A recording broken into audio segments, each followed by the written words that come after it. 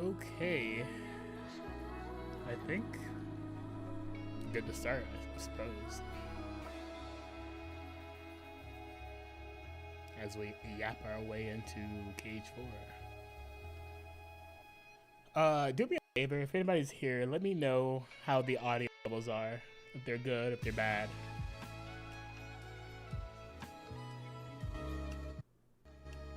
I'm trying to get a handle on it currently. Also, first stream on YouTube, so if there are any YouTube people, let me know how the YouTube chat, or I guess YouTube stream, is going. I'll switch over screens in just a second.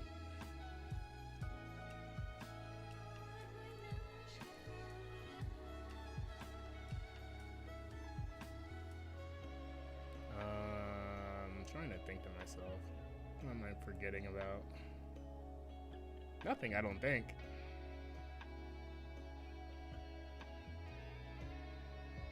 Is that the limit for 172? It is indeed the one and only. Is audio good? Just let me know. Because we got some reacting to do, I hear. React Andy.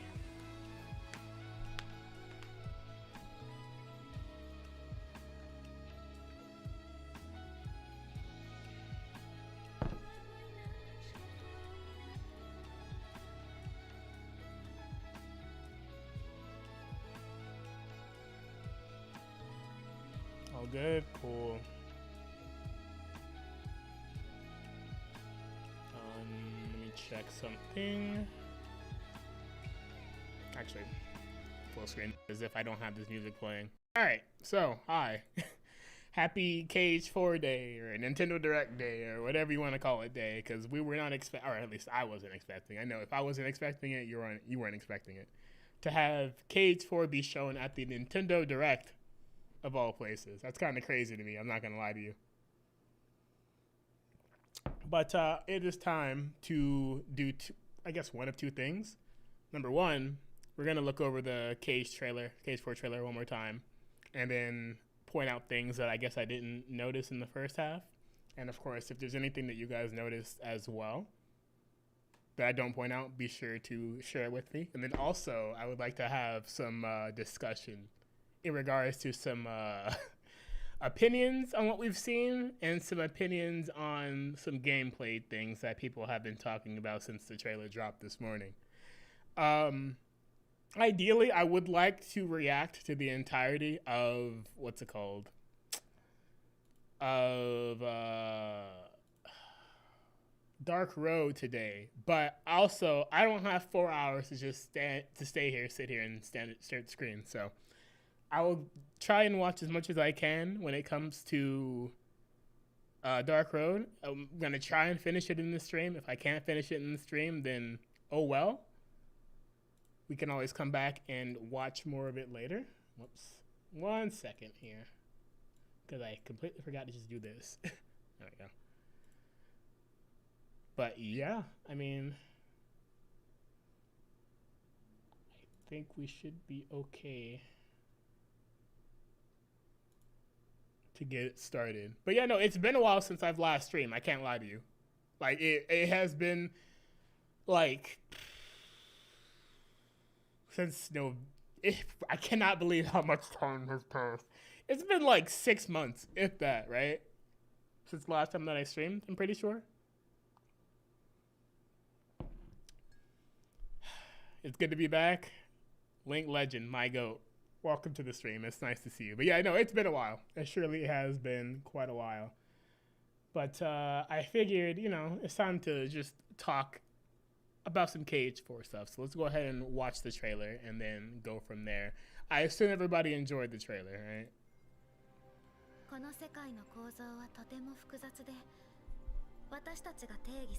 Again, let me know if the audio is good or bad, or you just let me know if I need to increase my mic or something.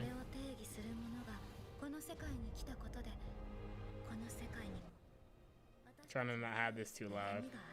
So, there's been a lot of discussion, right? I'm not sure what everybody else thinks of this, but this person here, obviously you can see my cursor. Who do we think this is? A lot of people are saying Ava, which I can assume that it could be Ava. It's not like it's not out of the realm of possibility to be Ava. A lot of people are also saying it's Strelitzia, but it's like, that doesn't really make any sense to me, just because they show Strelitzia in the thing. They show Strelitzia in the trailer. So at what point would it be to have her in the org coat? You know what I mean?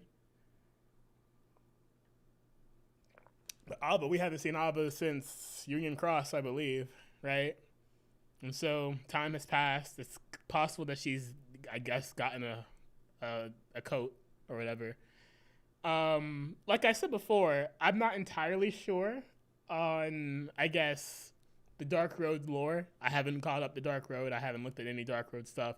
I remember when it first released, I guess I did half of the first chapter or something, but I just stopped playing and I never really caught back up. So this is going to be a good opportunity to see if there's any lore I need to really know before going into it. You know what I mean? Subject X, I mean, I guess you could. We all assume that Subject X is Scold, right? At least that's what I assume with my limited amount of knowledge that I have. But apparently, that's Ava's Japanese voice. Really? I forget the name of the voice. I don't know Japanese voice actors all too well. I know Sora's like the back of my hand. I know Riku, Kairi. I know Aqua, Roxas, and Terra. So I don't know every single person's Japanese VA. I feel like I would have been able to recognize it if it was Ava, but maybe it's been so long. But if that's her Japanese voice, then I guess that confirms it, right? Are we like totally sure that that's her voice? Like, was it confirmed anywhere? Because I'm really hoping that at some point, Nomura would like to drop an interview at some point. That'd be cool. You know what I mean? Like, it would be sick if Nomura could drop an interview at some point. from back cover. I mean, yeah, that's where we would hear her voice, right? The Japanese version of back cover. But I'm saying, like, was it ever like confirmed to be her in this trailer? Like, was she credited anywhere or anything? I don't think so, right? But I mean, if you're comparing the two side by side and it sounds the same, then I guess that's as good as we're gonna get right now, right? Also, I forgot to say welcome to the stream. How do I say your name? Gisavonia?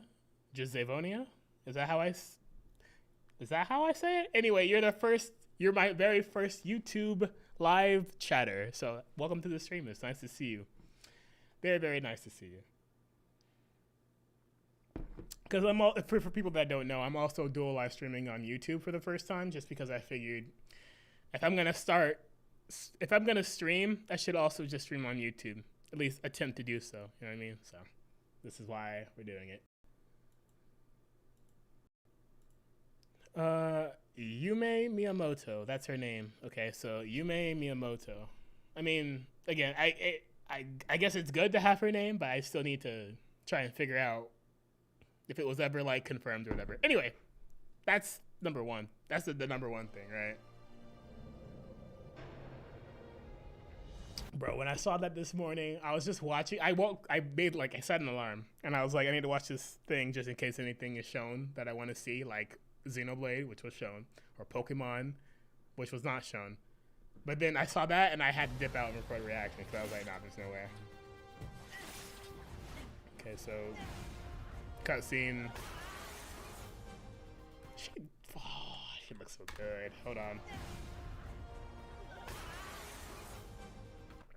She looks great. She looks good. She looks a lot better than she did. Oh my god. This guy. Okay, so someone told me that I will know who this person is once I've caught up with Dark Road, I guess. So I guess we'll see, right? Also, when the black coat person is sitting down, she sits the same way Ava sits at the fountain talking to Ephemer in back cover. I did notice that. See, now when I think people may have noticed in my reaction to it, but when I saw that originally, I could tell, number one, by the smaller frame that she has. And then obviously looking at the smaller frame and connecting who's speaking with the voice of the person, I was like, okay, it makes sense if it is Ava. Also, yo, it's Jose. Thank you for the 7 months resub, brother. I appreciate that. I have not streamed. So I haven't been streaming because I've been focusing on life, and also I've been doing a lot of YouTube content, like shorts or whatever. But I appreciate that. I hope to come back to streaming pretty soon here, I would say. But we'll see what happens, you know? Oh, what's good, Benna? Could it also not be Envy? Black Coat makes me think Lushu foretellers. Could it be Envy? I don't think it's impossible. Here, while I'm sitting here talking, I should have some music playing, right?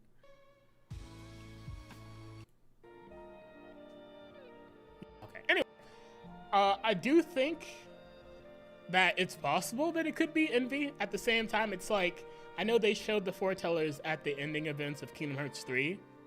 So it's like, I'm trying to understand the reason why she would need an Oracle, or like why would they need to hide who this person is? Like Ava I can understand, but Envy, because she was shown before, I'm sitting here like, well, it's possible. I'm not saying it's not possible, but I would be surprised to see it be like Envy. Or any of the foretellers for that matter, I guess. But obviously we think it's a girl, right? So. But yeah, long time no see. Hope you've been well. Let me go ahead and continue this trailer here. Okay, alright, hold on. Alright, hold on. Let's talk. So apparently this is another Dark Road character that people are assuming it's a Dark Road character. That's what we're assuming. I don't know if it's actually a Dark Road character. People are over here calling him Noctis. I get it. Black clothes. His hair doesn't really match, but I guess you could say that. Busy, but okay. That's good. So long as you're all right. Yeah, I mean, I don't know why.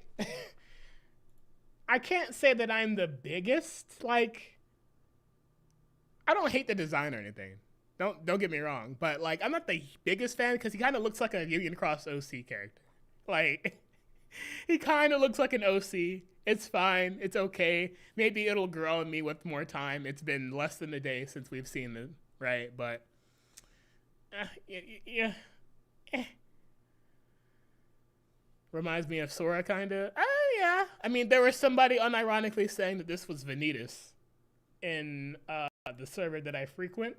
They were calling him Vanitas. I'm not sure if they were joking or not, but I don't think it's Vanitas.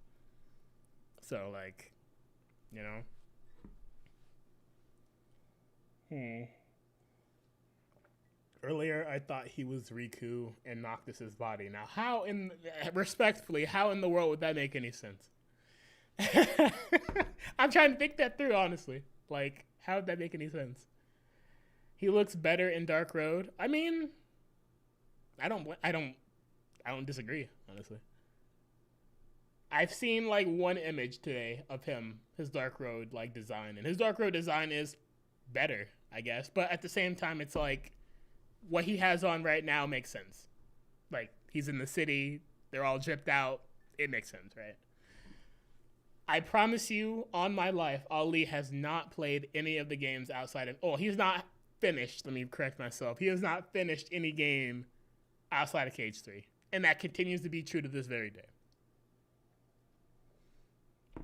Like a body swap situation. Like, I know, I get what you're talking about. Like, I get what you mean, but, like, brother... I don't know about that one.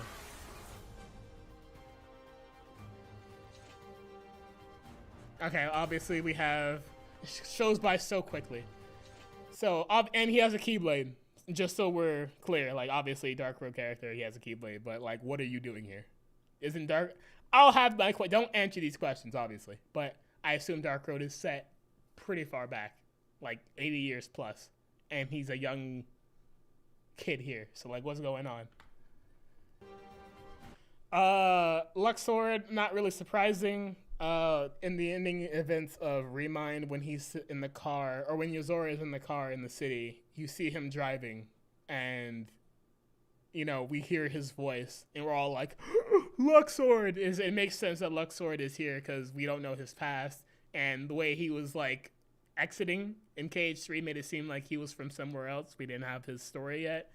His story is here in Quadratum. I assume the same will be said for, like, Dimix when his time comes, maybe. Because he's, like, the only other person.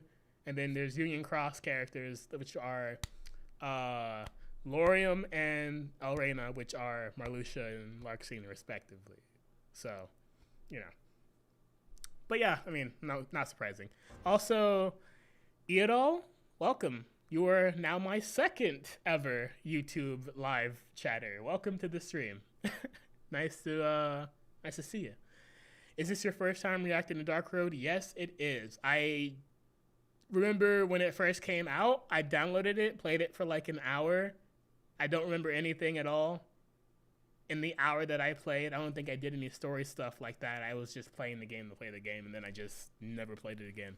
So I figured, because of how Cage 4's trailer released today, and how there are Dark Road characters featured within it, I'm sitting here thinking to myself, I should probably go ahead and catch up. You know what I mean?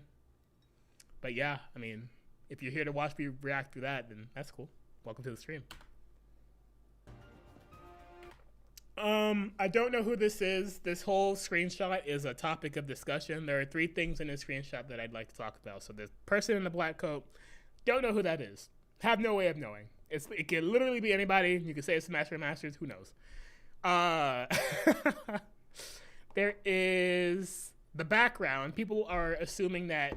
A lot of people are hoping that the background is actually the Star Wars world. Which, I mean, you could say that. We can't really tell from the background. I'm more under the impression that this background is actually just Quadratum. It's like the park area, maybe. Like, it's still in the city, but it's like the park area. That's where I think it is. And then number 3, the black feathers. Every time or anytime we ever have seen black feathers in Cage, What does that represent to you? I'm very curious. Also, Devon, welcome to the stream. Welcome to the stream. It's nice to see you. It's nice to see YouTube people, YouTube people coming into the stream.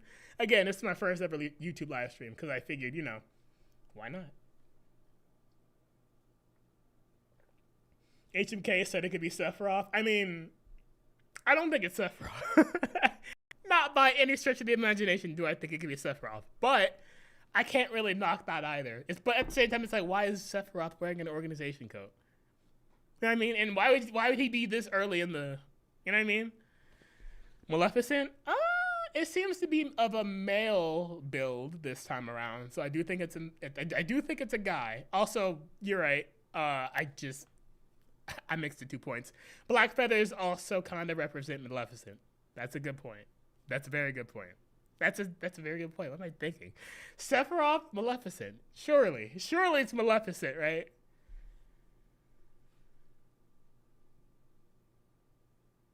Ollie will at some point will finish, or you know, play and finish the games. Now the only other he's only ever been exposed to the games through Rando, and that's KH2 Rando. Hey, he still hasn't beaten the game regularly, so go beat the game regularly, brother. What are we doing? What are we doing today? You know what I mean? Like, what are we doing? I think a Dark Road / Missing Link character. I mean, yeah, I wouldn't put it past you. That could be it. Surely next update will be in March. Rikaru, welcome to the stream. I hope that I'm reading these names correctly, but welcome to the stream. It's really nice to see you. What's it called? Surely next update will be in March. Honestly, listen, and I might be crazy. Let me put on some music while I talk about this one point, right? Call me crazy. Call me crazy, but I think I was under the impression, I was totally under the impression that we were not going to get anything KH4 related until the 25th anniversary. So around March / April of next year. Because that's what Nomura said. He said, look forward to the anniversary. And because of the lack of information we've gotten thus far, you know, it's kind of understandable to think, okay, we may not get anything until next year. And then lo and behold, today, for some reason, they want to drop a KH4 trailer at the end of a Nintendo Direct. So now I'm thinking to myself, it could definitely show up again. It could definitely show up again before the anniversary next year. Let's say at like D23. I don't think it'll be at TGS or TGA, the Game Awards. But there is a real possibility that it could be at D23. And then, if there is something at D23, then I won't expect to see anything again until the anniversary. And even if we don't get anything on D23, then the next place we will and can expect it will be the anniversary at that point, right? So you guys think there will be more than 7 Darknesses then? This is a new person other than the Foretellers? I mean, who knows what's gonna happen, right? Who knows?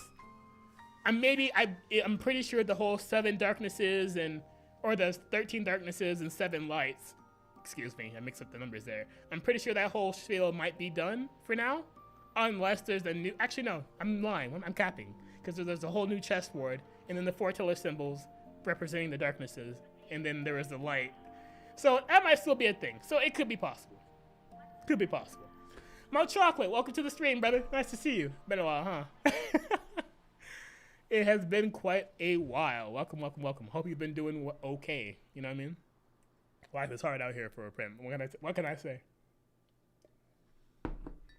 I was thinking D23. Yeah, like D23 in my head makes sense.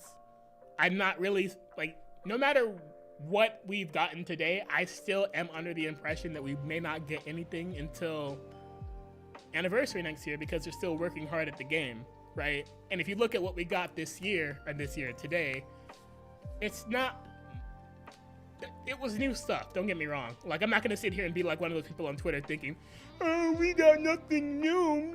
Like, no, there's definitely new things in that trailer. It's just that at the same time, it's all still within Quadratum. There's no other new things that were shown that were crazy, right? So, because there's only so many things that are being shown that isn't much different from what we've already seen. You know, the gameplay with Quadratum or whatever. That makes me think that, you know, they don't have too much more to show, and they're just trying to work. But who really knows, right? Like, who can say? Let me catch up on chat, right? But I appreciate you guys being here. Truly, I really do. You guys are awesome. I'm going to D23. Hello? Okay, look at you. Have fun. And since you're going, I hope that KH actually does show up. That would be pretty hype, wouldn't it? Also, no one was expecting KH for today, but the thought jokingly crossed my mind this morning when I saw the notification for the direct. Still shocked, but not completely unexpected for me in that sense. Yeah, that makes sense. I promise you, if I made a bet yesterday of someone telling me, do you think KH4 is going to be at the Nintendo Direct, I would have laughed in your face and then closed the door. Slammed the door even. Like, there's no shot that it would have appeared. Lo and behold, it appeared. So I can't rule anything out anymore. It's just not how that works, right? KH4 better drop on D23. JK, you know, I wouldn't be mad at it. You wouldn't be mad at it. No one would be mad at D23 having some KH4. You know what I mean? Like, obviously, this teaser trailer, granted, it's funny. Back in 2022, we got a announcement/teaser trailer, and then in 2026, we got another teaser trailer. So obviously, that tells me the game still isn't gonna be out for quite a bit. I'm thinking 2028 at the earliest. I definitely don't think it's 2027, but 2028, probably like early to mid 2028, if I had to guess. Also, if you hear police sirens in the background, please forgive me. I live in California, so that is quite normal around here. But anyway, let me read up these other messages. Also, Lord of Savages, welcome to the stream. I'm so sorry for not noticing. I welcome you. I hope that you're doing great. I hope you're doing good. Also, hello? Rosa, thank you for the thank you. Little old me? You chose little old me? Thank you for the raid. I appreciate it. I hope that you had a great stream. I'm pretty sure you were watching the Nintendo Direct, no? Did you enjoy seeing KH4? Or just Kingdom Hearts in general, really? But yes, welcome everybody from the stream. I really do appreciate the raid. Thank you so much. I love Ditto. Ditto's so good. But yeah, it's like, it's crazy to me. You know what I mean? Like, who would have expected it to be at the Nintendo Direct? I would have lost so much money if I bet with my friend. I promise you. Yes, oh my God, I couldn't believe they chose it. That's what I'm saying. Like, I was in bed at like 2, 3 a.m. last night, and I'm like, I need to go to sleep now so I can wake up in time for the Direct. I set an alarm. I was up at like 5:30. I woke up before my alarm. My luck. And then I'm like watching the Direct. I'm like, there's only one thing that I want. There's only one thing that I want. And guess what it is? It was a Xenoblade 2 Switch 2 update. That's all I wanted. That's all I wanted in my life was a Xenoblade 2 Switch 2 update. You know what I got? I got a Xenoblade 1, 2, and 3 update with new content coming to all 3 games. And then I got a new Xenoblade game. I got the Fire Emblem gameplay. And then I got the KH stuff at the end. What a day, bro. What a day. We were so well fed. I'm so happy. But again, thank you so much for the raid. All the people who are joining the stream for the first time, hi, my name is Limit, doing a whole spiel right now. I'm currently just going over the KH4 trailer that we got today. And then after we're done talking about KH4, I'm going to be reacting to the events of Dark Road for the first time because due to the events of the KH4 trailer, I have to catch up with Dark Road so I know who these characters are. Anyway, let me catch up on chat. So, Limit, Missing Link got the boot. Can I say some stuff from the beta dump? I'd rather we keep that not the focus of the stream, respectfully, just because, number one, even though it's a canceled game, I don't know if I want to go into it right now. And then, number two, it's just out of respect to Square Enix as a company. I wouldn't want to talk about things like that on stream. So, Let me see. But I appreciate you asking. That's actually a really big thing. People don't ask, they just do. So I appreciate you asking. Thank you so much for that. I'm shocked they even showed this before FF7 came out. I don't know how many times I could say yes, I agree, because like, bro, I listen. I thought we were eating with the Final Fantasy VII Revelation game, because with how it went at Summer Games Fest, they were like, "Here's a trailer for FF7." Okay, then here's another trailer for FF7. Okay, then here's another mini trailer for FF7. Oh, and by the way, Tifa's in Street Fighter, in case you missed it. Like, what are you on about? Like, what are we talking about? It doesn't make any sense. Oh my god. But I'll leave a little lurk while I have dinner, but enjoy Dark Road. I was a fan of the story. Thank you so much. Once again, I appreciate you. I hope you have a wonderful rest of your day. Thank you for lurking. And thank you for again, I appreciate it a lot. But yeah, I'm just catching up on chat. Forgive me for reading so slow. I haven't streamed in a bit, okay? I don't know if you talked about it, but did you in one of the press screenshots you can see? Oh, in one of the press screenshots you can see FF15 versus 13-esque airships. Really? Well, I guess I'll have to look into that. I didn't notice that at all, actually. Remember during promo for KH3, the Together trailer for KH3 was released as a trailer before a movie started. I never would have expected that. That is a really good point that I have completely forgotten about. You are on the ball with that one. Hold on. Also, Raiden, welcome to the stream, brother. It's nice to see you. It's been a bit, huh? It has been a bit. Welcome, welcome, welcome. I wanted to sleep in today. Also, yes, Xenoblade fans, Blue Communions. Hey, we in there. We're eating today. I cannot believe they said, not only are we getting updates for not only one, but all 3 games, you're getting extra content in those games. And I think one of them dropped the first one dropped. For Xenoblade Chronicles 1, the update dropped today. So it's like, if you haven't played it, get on that right now. Oh, you were a happy fan. I was a very happy fan. I was a very, very happy fan. What's good, Devon? What's good, brother? Welcome to the stream. Welcome to the stream. Also, King Code, welcome. Welcome, welcome, welcome. Again, I appreciate all the people coming in on the YouTube side of things, because, again, it's my first YouTube stream ever, and I wanted to test it with this live stream. So it's going pretty well, and I really do appreciate that. Thank you guys so much.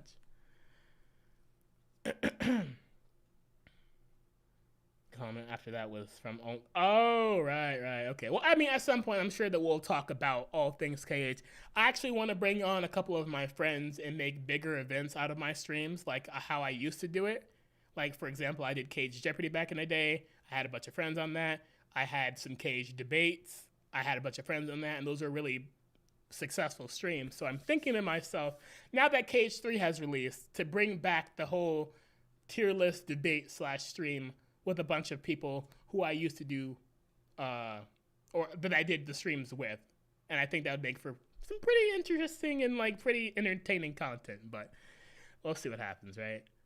But yeah, I wasn't expecting Cage 4 until next year. Nobody was. Well, I can't say nobody. Some people were they had massive copium for events this year, but I was not one of those people. So when Jeff said final battle, I thought he was talking about Tekken. Not expecting. Yeah, I mean, the way he said, get ready for the final battle. I'm sitting here like, that doesn't really sound like Final Fantasy VII, but I still expect a Final Fantasy VII, because it's like, there is no way that we're not going to show Final Fantasy VII. You know what I mean? Also, Hama, welcome to the stream, by the way. I'm sorry I didn't say anything. Welcome, welcome, welcome. This year is the year of RPG revival fans. Persona 4, very hyped for that, by the way. Persona 4 Golden was my first Persona game. It holds a very special place in my heart. I'm very excited for that. It looks fantastic. Persona 6, I'm not as hyped for it because we have literally no information about it, but I probably will be playing that. KH4, I don't have to talk about that. Xenoblade 4, I don't have to talk about that. Final Fantasy 7 Part 3, I don't need to speak about it. Like, we in there. You know what I mean? Like, it's funny to think about. It sure was. What do you think about the new Final Fantasy game? Revelation? Final Fantasy Revelation? Or you mean the one that was introduced at the Direct today? Is that the one you're talking about? It's cool. I like the fact that because that was from Brave Exvius, right? Those characters were originally from Brave Exvius. I know Brave Exvius shut down not too long ago, but the fact that they're getting their own game is actually really cool. So, I mean, I'm not going to complain about that. It's really sick. Will I play it? We'll see what happens. You know what I mean? I have a lot of games on my list now I need to get through and play. You know what I mean? Haven't watched any of your vids in a long time. Thought I'd tune in since I mainly watch YouTube. And that's exactly why I wanted to do the YouTube stream today. Because it's like, well, I'm going to go live on Twitch just talking about stuff. I might as well do the thing. You know what I mean? So, anyway. Once I finally finish catching up with chat, we'll continue with this trailer. And then we'll get into the meat and potatoes of the stream, right? But yeah, no, I haven't been uploading too many videos, like full-on videos. I'm still prepping and doing new ones right now. But I have been on my YouTube Shorts grind. And guess what? I've been on the ball with those. They have been surprisingly performing very well. So again, I want to shout out everybody who's been watching those. It motivates me to keep doing them. So I think I'll have one out tomorrow just talking about the KH4 stuff, really. And then after that, we'll probably go back to our regularly scheduled programs of just talking about random KH topics because I like yapping about KH. It's just how it is. I was able to reach Dark Road myself, so this lined up well. Hey, nice. I was thinking Tokyo Game Show. I was thinking D23 rather than Tokyo Game Show or even the Game Awards TGA, right? Because it's like, I don't know. If we get anything, it would be more so at D23, and if we don't get anything, then it's definitely going to be next year at the anniversary, right? Also, Andy, welcome to the stream. It's nice to see you in a stream and not hating for once. How you doing? I hope they do KH4 and Final Fantasy 7 Part 3 just like what they did for KH3 and Final Fantasy 7 Part 1, release them year after year. Yeah, I mean, it seems like Square Enix is finally getting a handle on how they want to release their bigger games. And not to mention, no one's really said this thus far, but they've really gotten a handle on...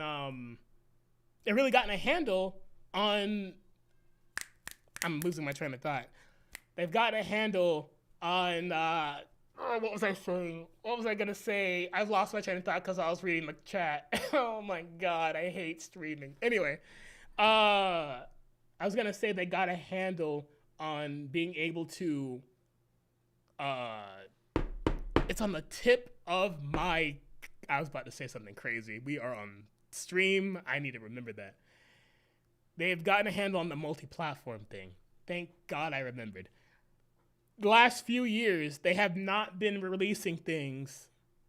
They have been releasing things on one console, and then months later, for whatever reason, release it on everything else. For KH4 and for Final Fantasy 7 Part 3, they're releasing everything on every platform day one, like they should be doing, because that's how you don't lose money. So it's nice to see they finally got a grasp on that. It's very cool to see. You know what I mean? Why is Sora on his knees taking it out? Listen. Sora is going through a lot right now. You see his face? Also, what is Xehanort hoping to accomplish with this fucked up looking umbrella? Like, that shit is not protecting anything from anybody. What are you talking about? He's looking like, what are you doing? Anyway, I don't know. That right there, I can't get off. I can't get over it. Starting tomorrow, I'm gonna watch his timeline stuff again. You should. Everglow's my goat. But yeah, no, this gameplay is cool.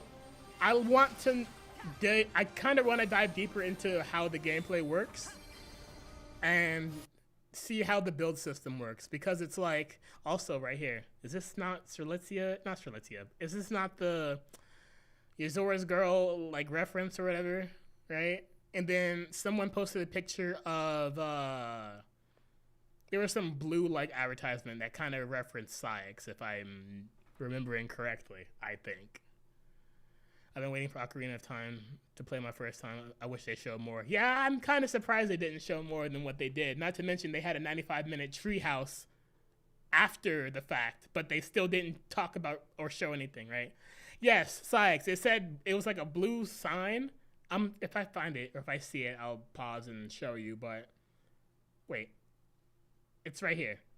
Blue. Well, I mean, it's not really a Sykes reference, but like someone said blue berserk. Who do we know who's blue and goes berserk? You know what I mean? Like, oh, wait, you can't see behind my camera. You get the point. Hold on. Yeah, I can't really time it well, but it's right here, right behind my camera up here. It's right there.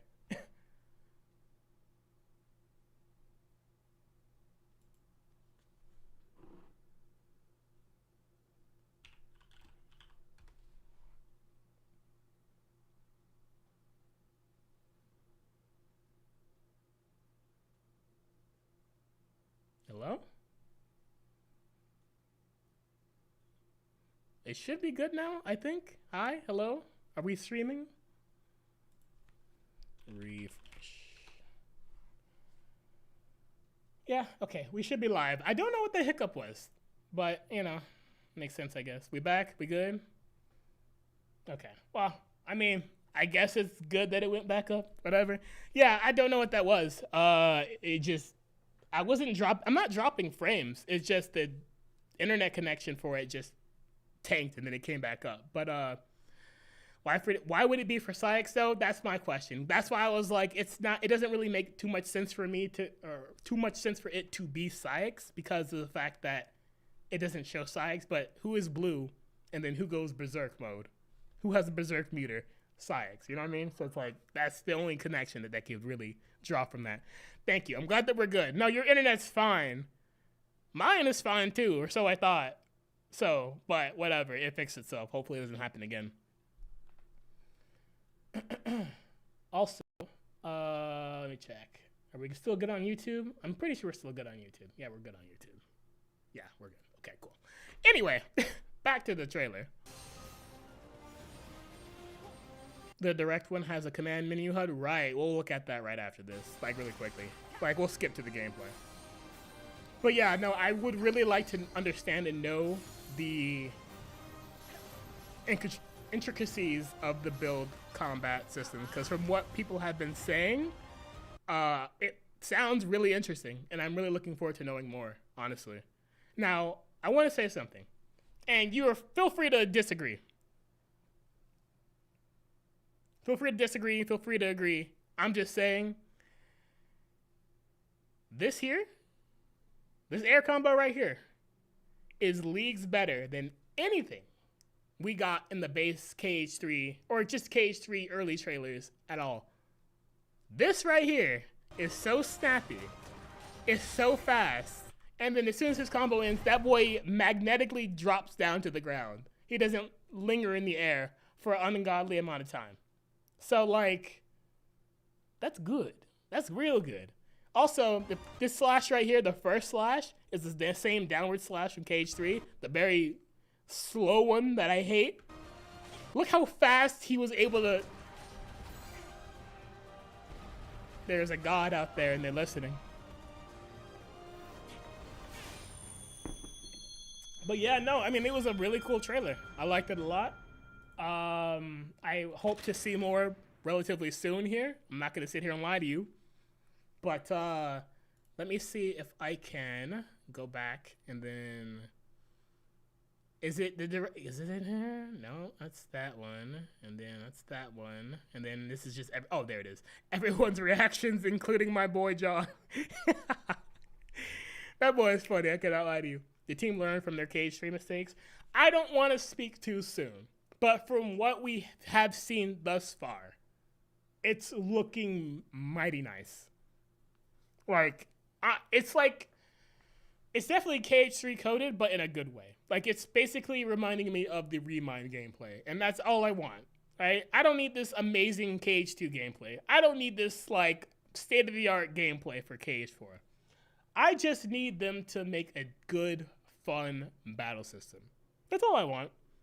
You know, it doesn't have to be KH4. It doesn't have to be KH2. You know, it's just basically take what you did in Remind and improve upon it, and then that's KH4. It's really that simple. And you know, it's like, take what you did in Remind. I should rephrase my statement. Take what you took from Remind, improve upon it, add the build system to where it's unique enough to be, you know, it can hold its own, and then that's all you need to do. It's really not that hard. It's not rocket science.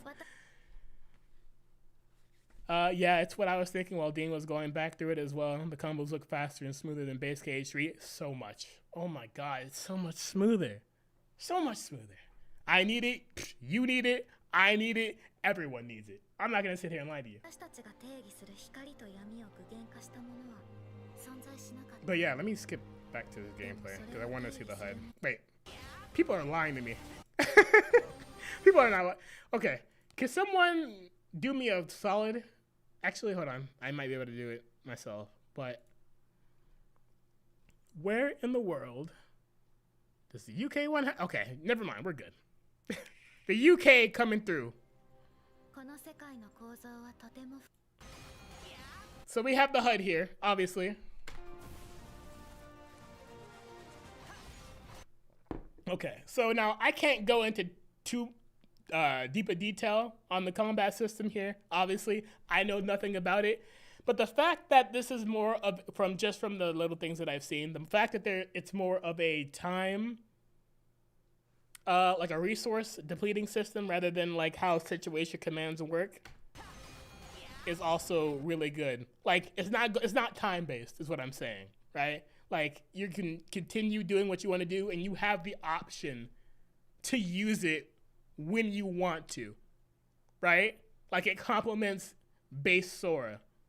The entire point of the system isn't to get Sora into a super powered, high, hitting form change like in KH3, which I personally like a lot more. I like having this resource that I can use when I want to, rather than being timed on when I can do it. Does that make sense? I'm not sure if anybody else feels that way, but that's how I feel. So, just saying. Also, the Keyblade, I don't know where this Keyblade is from. No one knows what this Keyblade is from. No one's making too much of a guess.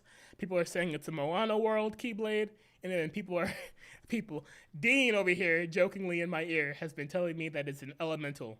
You guys know the movie Elemental or whatever. It's Elemental? Is that the name of the movie? It's from that. I want to believe that it's from Moana, but who knows? Who really knows, right? Is that what people mean when they say it's like Command X? You just get a quick ultimate? I'm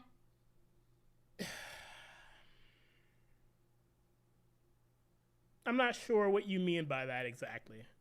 Do you mean, if you're talking specifically about the build system, we don't have enough to really make an educated guess on what that is. But I don't know. It's like, I saw some people saying Elemental. I mean, Elemental would make sense, right? But the only thing that's throwing a wrench in that plan was this is more of a water and lava combination rather than a water and fire. I'm not sure how much of that matters. But in Elemental, it's fire and water, not lava and water. That's like the small little distinction people are making as a case to say that it's not Elemental. I'm fine with whatever it is. I don't care, and I should state this now. I haven't sat down and done so, but I don't actually care what worlds they put into KH as long as they're fun.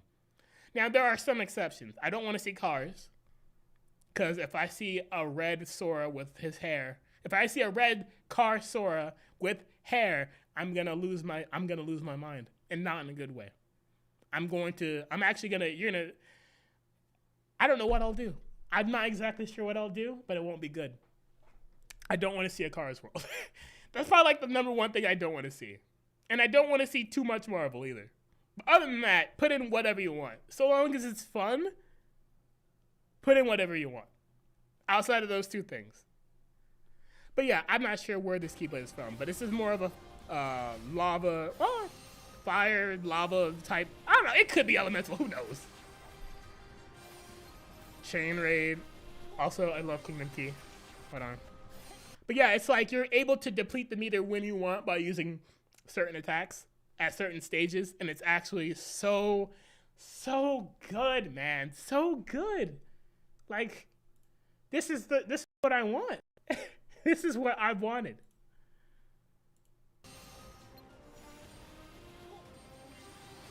And then reaction commands are back, by the way.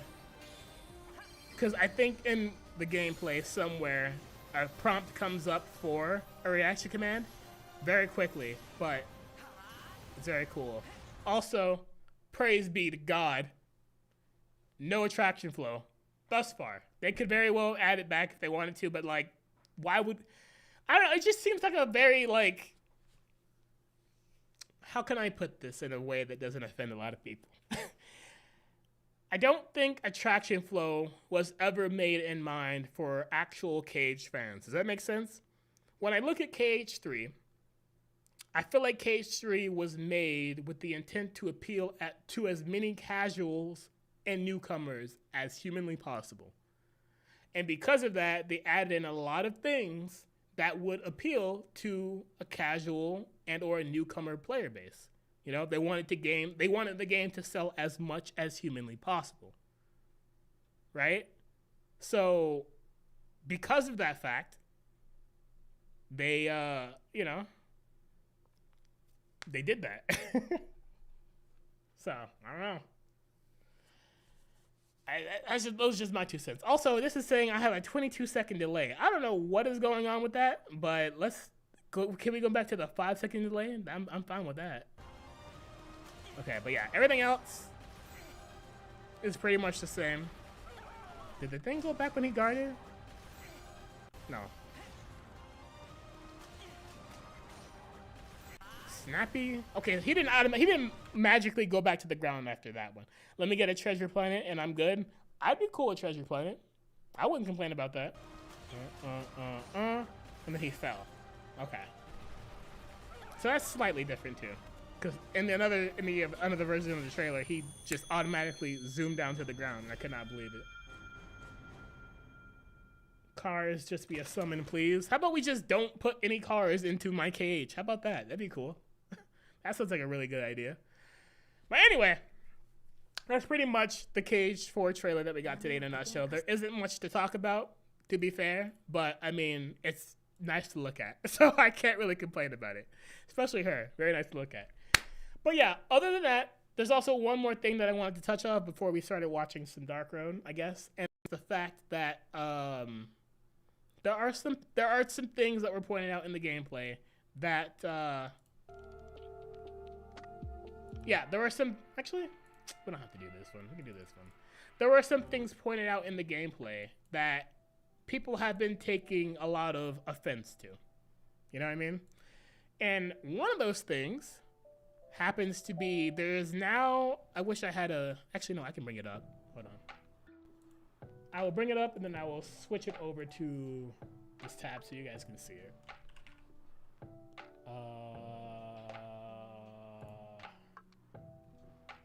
If nobody got me, I know my goat got me. Hold on. Where is it? Here it is. So, if we go to Twitter, you can see right here that from my goat, the god himself, Soralam1, he made a tweet saying, biggest thing discovered from our quick look at this on stream when he streamed it earlier was there is now an indicator for when enemies are attacking off screen during mob fights. Just let me get some opinions in the chat before I go into this whole spiel. What are your opinions on this change? Is it positive or are they negative? And while you are contemplating that answer to me, I will catch up on chat a little bit. Why do you dislike Cars? I don't dislike Cars. Well, that's a lie. I don't mind the first movie because that movie is carried by Life is a Highway, which is an amazing song. But yeah, I don't mind it. You know what I mean? Like, I don't mind Cars 1. I don't care about anything after Cars 1. And even then, I can't even say I care about Cars 1 like that. But again, Life is a Highway is dope, so I love that. I love that a lot. But yeah, I just don't want to see Sora turn into a car. I don't want to see Sora turn into anything. I just want Sora to be Sora. You know what I mean? I just want him to be him. I don't want to play as a car Sora. That's basically what it comes down to. Too many casuals came into Cage 3 off of only playing Cage 1 and 2 and hated the game. They had no clue what was going on. yes and no. I think there were a lot of newcomers who hadn't played any Cage games came to Cage 3. And then, no, I mean, you're partially right. A lot of people came in from playing the last major title, which was Cage 2. And they got to Cage 3 and they all noticed a bunch of things that were not, I guess, not up to their standard for what they were expecting. And whether or not you love or hate Cage 3, I'm not here to tell you how to feel about the game one way or another. But regardless of how you feel about the game, you have to admit that this game has done irreparable damage to people who play the game, people who play Kingdom Hearts. Because there are a lot of people who left with a bad taste in their mouth and they didn't even come back for Remind, which is really sad to talk about and to think about, because Remind was some of the best, well, Remind / Limit Cut, whatever. The DLC was some of the best Kingdom Hearts content we have ever gotten, ever. And they will just never be able to experience that because of the damage that Cage 3 did to them. You know what I mean? I'm not really a Cage 3 lover, but I'm not a Cage 3 hater. There are obviously aspects of Cage 3 that I enjoy, you know? But yeah, no, like, it did a lot. It did a lot to a lot of people. You know what I mean? And so because of that, a lot of people don't give it a chance, or don't give like Cage 3 DLC a chance. And then from that, there's a good chance that they don't give Cage 4 a chance either. But like at the same time, today the community exploded with Cage 4. You know, just love and praise. So I guess it was nice to see that for once. But I mean, who really knows, right? Life is a highway is goated. I'm glad that you agree, because it is. But yeah, we can't have no Sora car for transformation. That's all I ask. But yeah, no, I really want to know your guys' opinion on this right here. Because again, they have indicators now showing you that when you're off screen, or when our enemies are off screen, and when they're about to attack you, you get this little thing that tells you, hey, look out. Like, be sure to look out, otherwise you're gonna get sniped. I want to know if you guys think this is a good thing or if you guys think this is a bad thing. That's all I want to know. This will probably be the last thing we talk about before I start watching Dark Road, or at least start watching Dark Road, I guess. But yeah, like, I really need to know, because before I give my own 2 cents, like, I can go to this comment section and probably spoil how I feel about certain things, right? But I guess we could do that real quick. This is Karasu. That's my friend. He's trolling right now. Brother Sky asked you for a video, but I mean, this is a 1-minute trailer, so Dane's like, I'll do one later. Oh yeah, the Cage community is still strong for us. Always been for the hardcore. We love this shit to death. We do.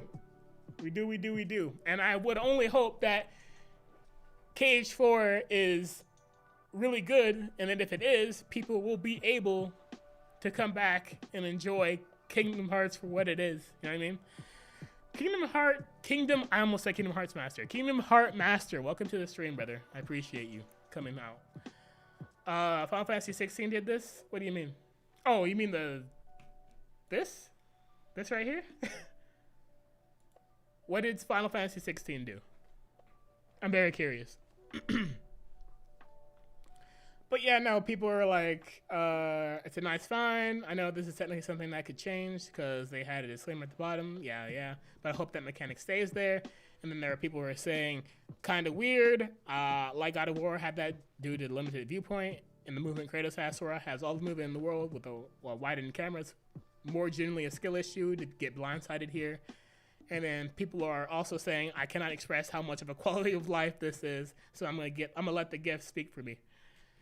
I don't mind the indicator, and then, okay, so you say you don't mind the indicator. Kingdom Heart Master, you said 16 is the reason why we got this, which, I mean, it could be. I feel like a lot of games do this nowadays.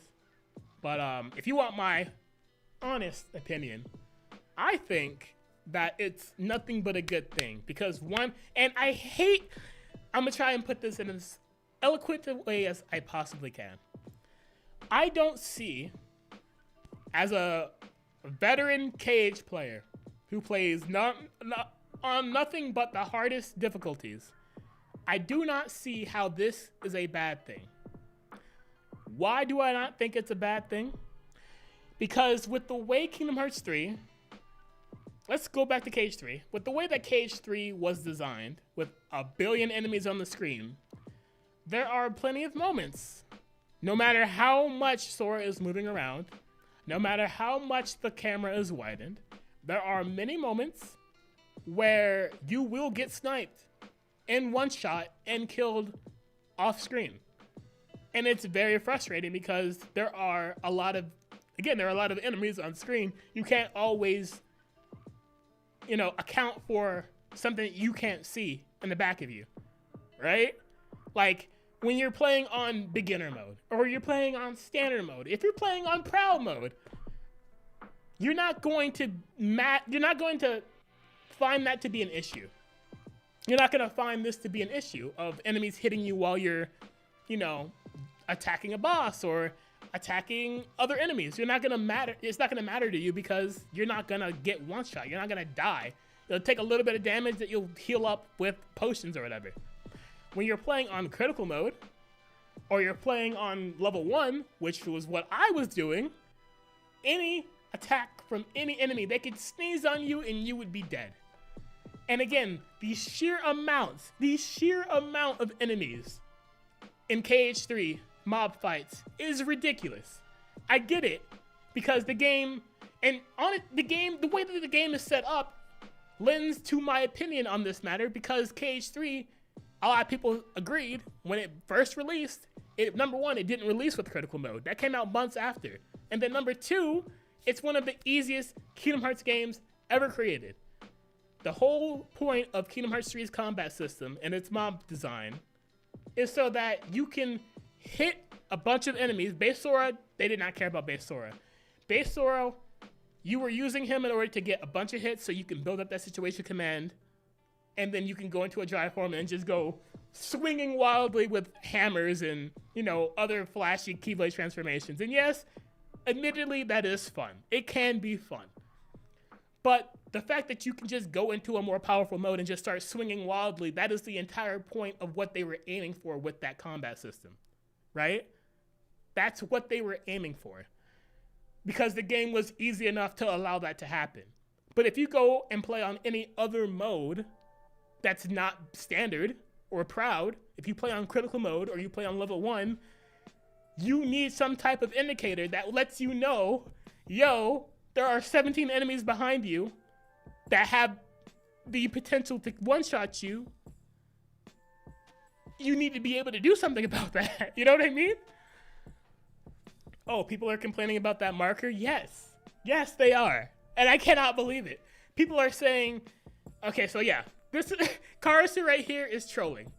This is my friend. He is trolling when he says this, because this is what people have been saying. This will ruin the depth and spatial awareness of KH3.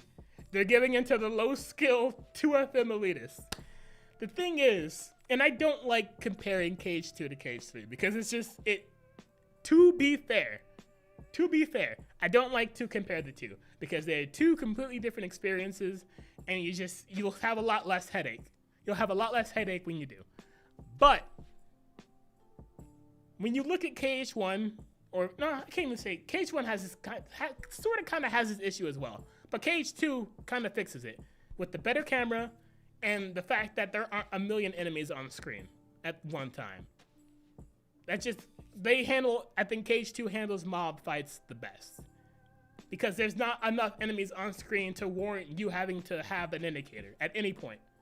Even during like the Cavern of Remembrance fights, there are a bunch of enemies, but they should all be in view. And your camera is wide enough to be able to, deal with that fact. Like, it's not an issue. For Kingdom Hearts 3, there are at least 70 other enemies on the screen. And if you're playing on a higher difficulty, you should be able to know when an enemy is about to attack you in the back. Because if you get one shot, then you'll get looped in that gameplay loop.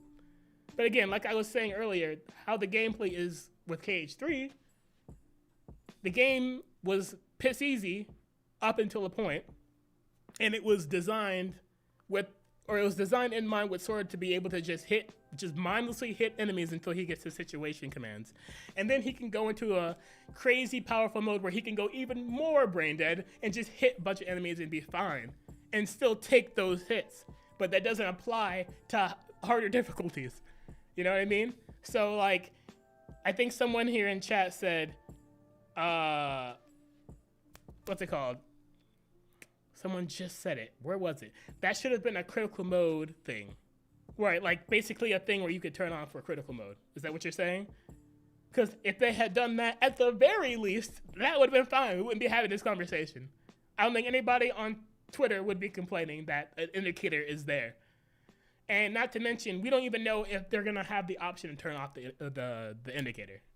Because if they do, then all this complaining is for nothing. But I don't understand how having spatial awareness when fighting 17,000 enemies applies. Like, how does that apply? How does that? I'm not sure how that applies, because I don't think it's skill-based to have to constantly keep your camera rotating and moving Sora 24/7 with no chances of just stopping to be able to intercept when the enemy is about to hit you in the back. Like, personally, it doesn't make any sense to me. So I'm trying to make sense of it now. I'm trying to understand, why is that skill-based? How does that have anything to do with skill expression or skill-based at all? Because if you're playing, especially like on, how can I put this? On higher difficulties, that's not skill expression. That's just an annoying thing that will get you killed. And then when it comes to lower difficulties, it doesn't matter because you're not dying to random hits off screen.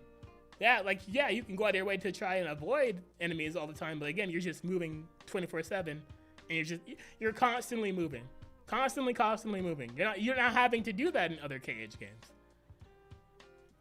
In my opinion, I don't think it's like. I watched Sky play the demo on Crit. I bet that was fun. To be honest, that's just like every KH game to be different, and it always is. Now, yeah, that's a whole nother conversation to be had. A lot of people want KH to be an evolution of what came before it, while there are people who came in later who have only experienced, or people who started from the beginning. And growing up, you would need a different console for every KH game, which was really dumb. But each KH game had a somewhat different experience outside of the evolution of 1 to 2. But even then, we had chain memories but in between 1 and 2, so that was a different thing that people had to experience. And I don't discount that. But, you know, I do think that when it comes to the mainline games, I think there should be some type of cohesion when it comes to the gameplay philosophy and evolution. And KH1 or KH2 is a direct upgrade in every single way gameplay wise to KH1. And people wanted KH3 to be that for KH2, and it wasn't. KH3 is more of a combination of all of the KH games up until that point, I would say. Which is fine. It's perfectly fine. Because with Remind, we got exactly what people wanted, a complete evolution of KH2's combat. It's not on the same level, mind you, but it's damn close. And so, with KH3 to KH4, and just looking at this gameplay that we got today at this trailer, you can tell that they're trying their best to capitalize on making the Remind gameplay that we got better. Faster combat, faster and more practical combat, but they're also trying to make sure that it has enough spectacle to be, you know, alluring to new fans and stuff like that, right? Which is perfectly fine. I just don't like it when they sacrifice practicality with just flashy combat. I don't care about flashy combat. Ooh, pretty colors on screen. I don't care about that. I care more about, you know, snappy, fluid gameplay. And you can, they've shown with Remind, you can make flashy gameplay fluid. You can make fluid gameplay flashy. That's what I meant to say. You can make fluid gameplay flashy enough to where it's appealing to the eye, but it still flows very well. It only points to your back. I guess maybe you can say it's giving you a warning, but it's not that game-changing. If anything, it invites more skill and reaction time instead of just being unaware. That's what I'm saying. I feel like it lends more into having more skill in terms of reacting, because you're not reacting with the indicator not there. You're not doing anything that requires skill. You're completely unaware of what is behind you. So how is that skill? You know what I mean? How is that having spatial awareness? Like, I mean, no, I mean, it's you need spatial awareness up to a point. But like that shouldn't be an aspect that doesn't have anything to do with skill, in my opinion. I guess what was it original? Oh, the original team was Tokyo team, but then after a certain point, it transitioned to Osaka team to fully do the Cage gameplay. I really want the combo modifiers to have properties to them like Cage 2 did. Cage 3 nerfed that so hard, making mob fights painful. I agree. From what I could tell in the trailer, there are some combo modifiers in there already. And granted, they could just be recycled animations, but I saw Last Charge in there. That was a Remind ability. I saw Aerial Dive in there. That was a Cage 2 ability, but they brought it back for Remind because it's a good ability. You know what I mean? So I think we should be okay with that, but only time will tell. We'll get more gameplay as the days go on, obviously. But like, it's not bad. So far, so good. You know what I mean?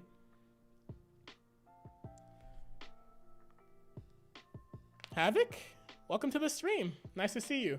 Maybe it could go away on harder difficulty. I think the opposite should happen for the indicator. I think that this right here should be a thing on higher difficulties. I don't care if it's people over here screaming. I don't know if you heard that or not.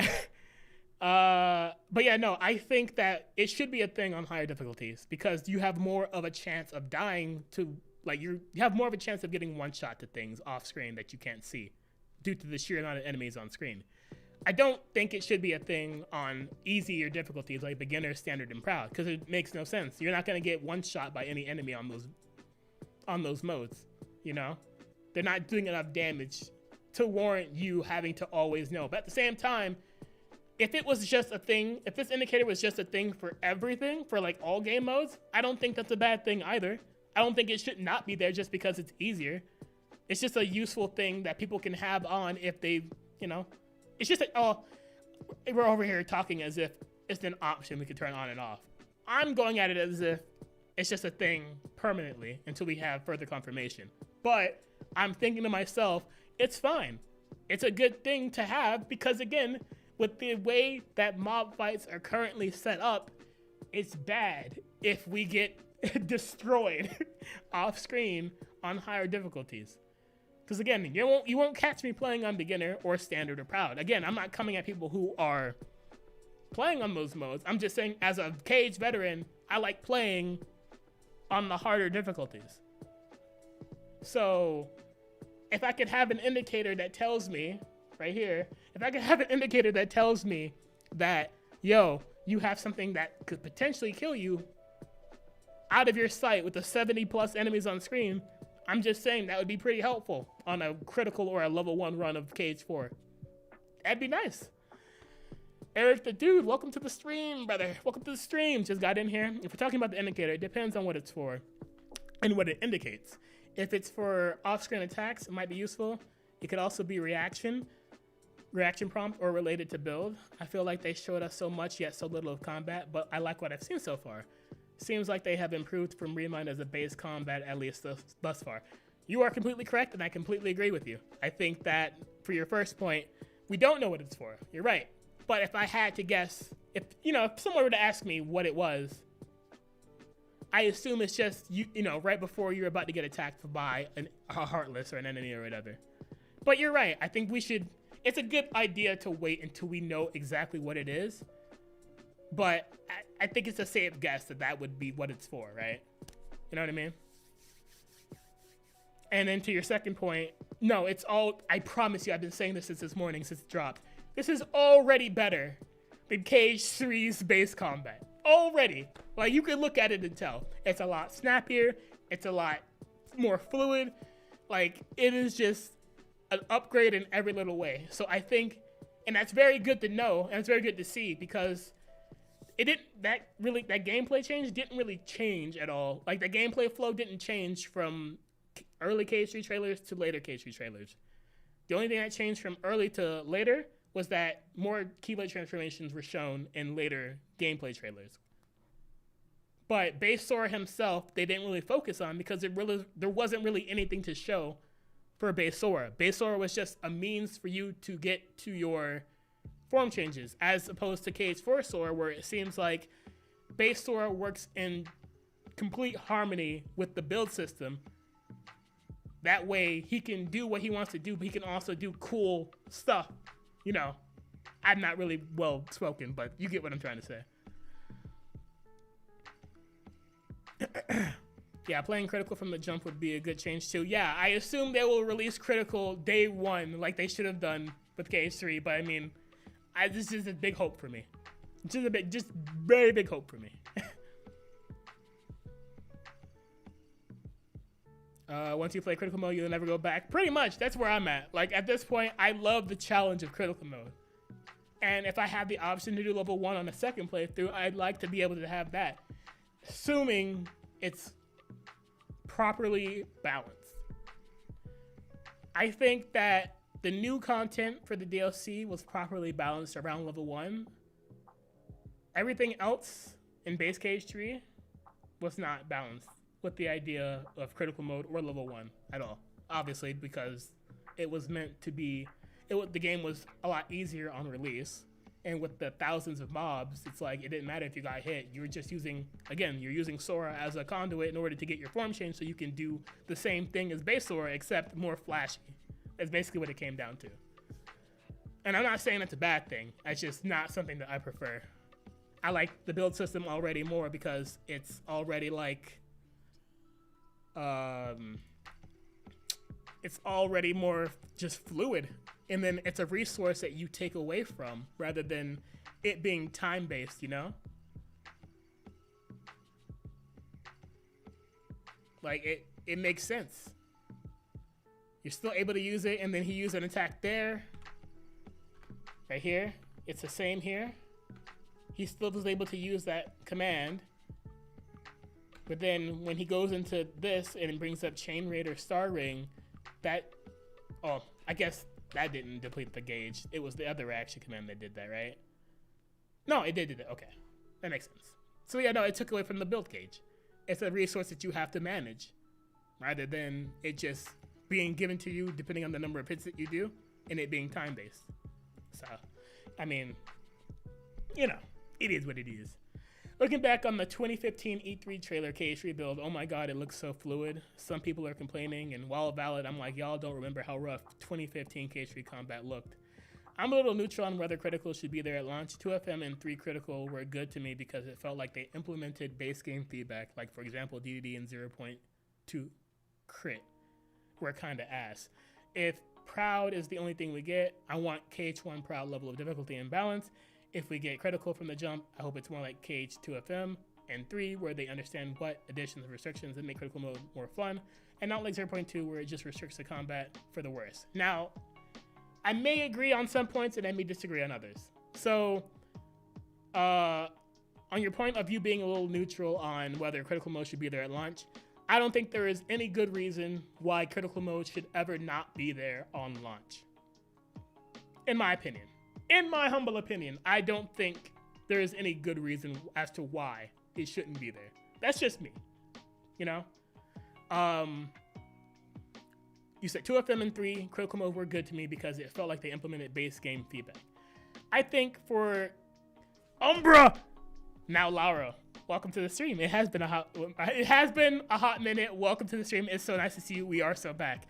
But yeah, for KH2FM's level 1, KH2's level 1 Critical Mode, the difference between 2FM and 3's level 1, 2FM's level 1 was made with the game in mind. In my opinion. Every single thing was made, like, the game was made, and then they made Critical level 1 to fit that as best as they could. And it worked out beautifully. 2FM level 1 is probably my preferred way of playing the game. Crit and level 1 basically at the same level. Kingdom Hearts 3. Kingdom Hearts 3's level 1 was not made in mind with the way KH3 was made. Does that make sense? Like, KH3, as I've said a few times by now, KH3's gameplay philosophy is they don't really care. They didn't care about Sora's base game, or like base KH3 Sora's gameplay. They didn't care about that very much. They wanted for you to build up to your form change so you could have a powerful form to which you can then use on a bunch of enemies or on bosses. They did not make critical mode in order to mesh well with the KH3 gameplay. They put critical level 1, or they put critical / level 1 in KH3 just for it to have a higher difficulty ceiling. That's it. And you can tell that is because it's reflective of how KH3 is built with its mob fight design and its lack of like humanoid bosses for the most part. You got some at the end of the game, but that's about it. But yeah, they pretty much just want you to nuke stuff in KH3. That's why I don't think that critical mode / level 1 was ever made in mind to go hand in hand with KH3's system. Now for Remind and Limit Cut, those bosses, that entire DLC really, was made with critical mode and level 1 in mind. Because you're doing, even without food, you're not doing chip damage. You're doing good damage on level 1. Like those were, like KH3 DLC was made, critical mode was kept in mind when it came to the KH3 DLC. And it worked out really well because I only ever do the data bosses and the DLC on level 1 as of today. I only have a level 1 file. It was hell on earth getting through the base game. But when I got to the DLC, it felt good because everything was made in mind for it. Does that make sense? So I will say that KH2FM and Kingdom Hearts 3, when it comes to its DLC, those level 1s, or critical modes, I guess you should say, are good because it works in tandem with what we have. Humanoid bosses. Basically, yeah, just humanoid bosses. And, you know, I could be speaking out of nowhere now, but again, they do better damage. Like, it does good damage on level 1. The bosses, you don't need food or anything like that. Like, I feel like it was made more in mind for harder and higher difficulties.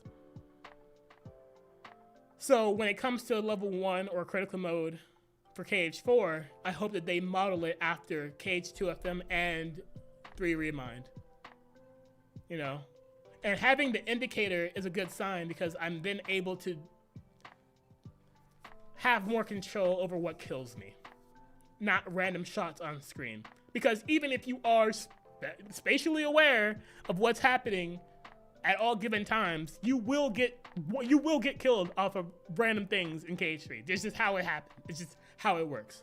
You will get killed off screen randomly. Especially when they gave super armor to Dusks. I'll never understand that decision, but whatever. I personally don't want to go through 2 gameplay unchallenged. I'd rather just have the challenge and challenge it again. True. Laura. Okay, my fault. But yeah, thank you and welcome to the stream. Also, Yonayama, welcome to the stream. KH getting a native port for the OG Switch has me so intrigued. I wonder if it'll be better than PS3. Of course. Oh, no, I think it definitely will. For sure. for sure, I think it'll be better than KH, or not better. Better than PS3. I won't say KH3. Better than PS3, for sure. I agree, maybe to the extent that in KH3 you need food buffs and gear to stay in a damage floor in the base game. In KH2FM, there is a base damage floor even without gear. That's a fair point. In Remind, there is a damage floor regardless of food buffs and gear like 2FM, so I see where you're coming from. Yeah, you get what I'm trying to say, right? Like, I'm not saying that I'm not trying to dunk on KH3 or by all means. Like I said, I enjoy KH3 for what it is. You know, I enjoy every KH game for what they are.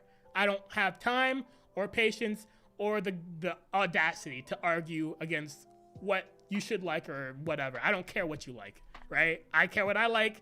Cool. If you like it too, cool. If you don't like it, whatever. It is what it is. That's just how life is with opinions, right? You shouldn't try to come at somebody for their opinion on a game. That's so fucking childish. But Yeah, no, I don't know.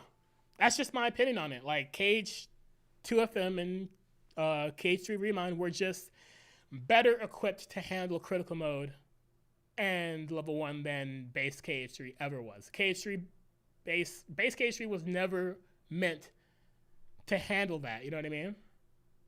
It just wasn't. Wow. I wish this was longer, but don't we all? He's so fucking cool. He's so cool. He's so cool. Anyway, but yeah, that's my long tangent over, really. You know, it is what it is. That is my tangent. Maybe look forward to D23 this year. That's what I was saying. And a bunch of my friends agree that if we do get anything else this year, I do think it would just be it would be at D23. I don't think it'd be at TGS, and I don't think it'd be at TGA, which is the Game Awards for those who don't know. But if we don't get anything at D23, then we definitely will have to wait until next year's anniversary, which is in March, end of March/April. We'll see. They were kind of late this year, so I expect them to be late next year, but we'll see. Super Armored Dust. Lol. You're telling me. I cannot believe they did that. I believe Sora Guard in Cage 4 might have iframes based on his barrier effect around him. It very well might. I just hope that the barrier, or not the barrier. I just hope that the guard in Cage 4 is better than what it was in Cage 3, because the guard in Cage 3 had its issues. You got killed sometimes for no reason at all. So, you're good. I'm a Cage yapper myself, my good man. Well, it takes one to know one. Cheers, brother. But yeah, no, it's just, I want to say that a good reason why I came back, I guess, to content creation is just because I want to be able to return to my roots and talk about, just yap about KH and just games that I like and enjoy. I think after a point, a few years into doing content creation, I really got to a point where I got too selective on the types of content that I wanted to do. When I started out was just yapping about KH. So I'm thinking going forward, I'm just going to upload whatever content that I want to upload. No matter what it is. If I'm just me yapping, it's just going to be me yapping, you know? I think there could be a Disney World reveal at D23. There's an Ichiban Kuji KH raffle release in Japan around the same time D23 is happening. Historically, these drops happen around KH announcements. Yeah, they do. That's exactly why I think if we do get anything else this year for KH4, it would be at D23, not anything else. There was one that was supposed to drop with missing link betas, but it got canceled. How y'all feeling about that, by the way? I'm so curious because I haven't had the opportunity to talk to people about it. But how y'all feeling about that? Me personally, I'm the guy who would say death to all mobile games because I don't want Cage to be spread on mobile games. I know the amount of good storytelling that those games have, but it's like, why waste your time doing that when you can just put that energy into console releases? Not to mention, people have to go out of their way to watch YouTube videos because they're not going to play a mobile game to get the story. They're going to watch YouTube videos or get the recap from some YouTube video or stream or whatever.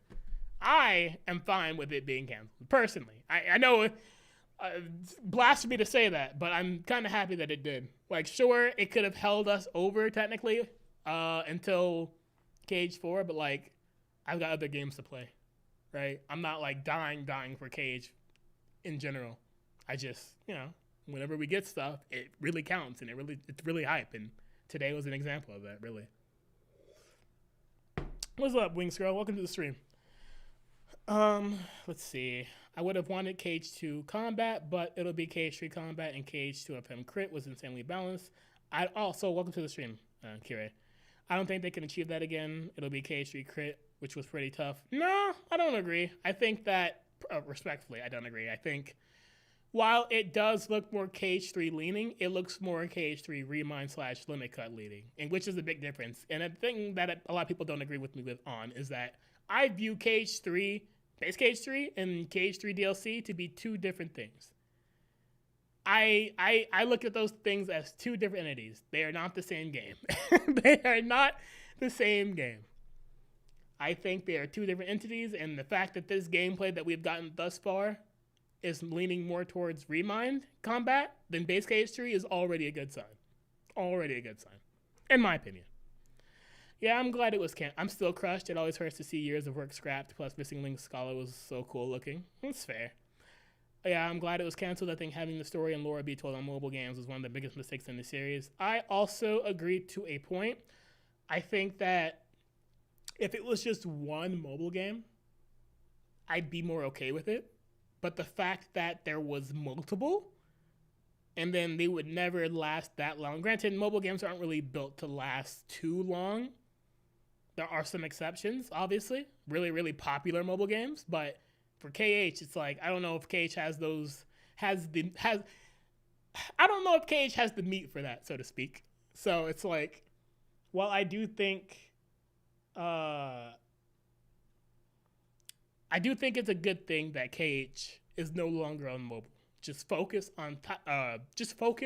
all your energy on releasing console titles, and we're good from there. And it seems like Square Enix agrees because they canceled a bunch of mobile games, and then they're focusing on their AAA, their bigger games. I would have played Missing Link. I think a lot of people might have played it. I think it was supposed to be modeled after Pokemon Go. And a lot of people like Pokemon Go, but I'm not sure exactly how well it would have translated for KH. But again, we'll never know. I think more people were just more excited. Rather than playing the game itself, I think more people were just more excited with getting more lore and story stuff. Because obviously, a lot of people are into KH for the lore and for story, which is perfectly fine. Because I am too. I mean, granted, I'm more of a mix. I'm more in for it for the gameplay these days, but I'm definitely still interested in the story to a big degree. So, I might as well just do this. I agree with you that it's a good thing for no more Square Enix gachas. I can't stand them, and they don't gel with the gacha market. They annoy old fans and don't appeal to gacha players. That's my problem with them. Yeah, I completely agree with you. I know why some people would be upset, right? I know why some people would be upset with how the mobile games are for 100%. Or I understand why they would be upset that they got canceled, right?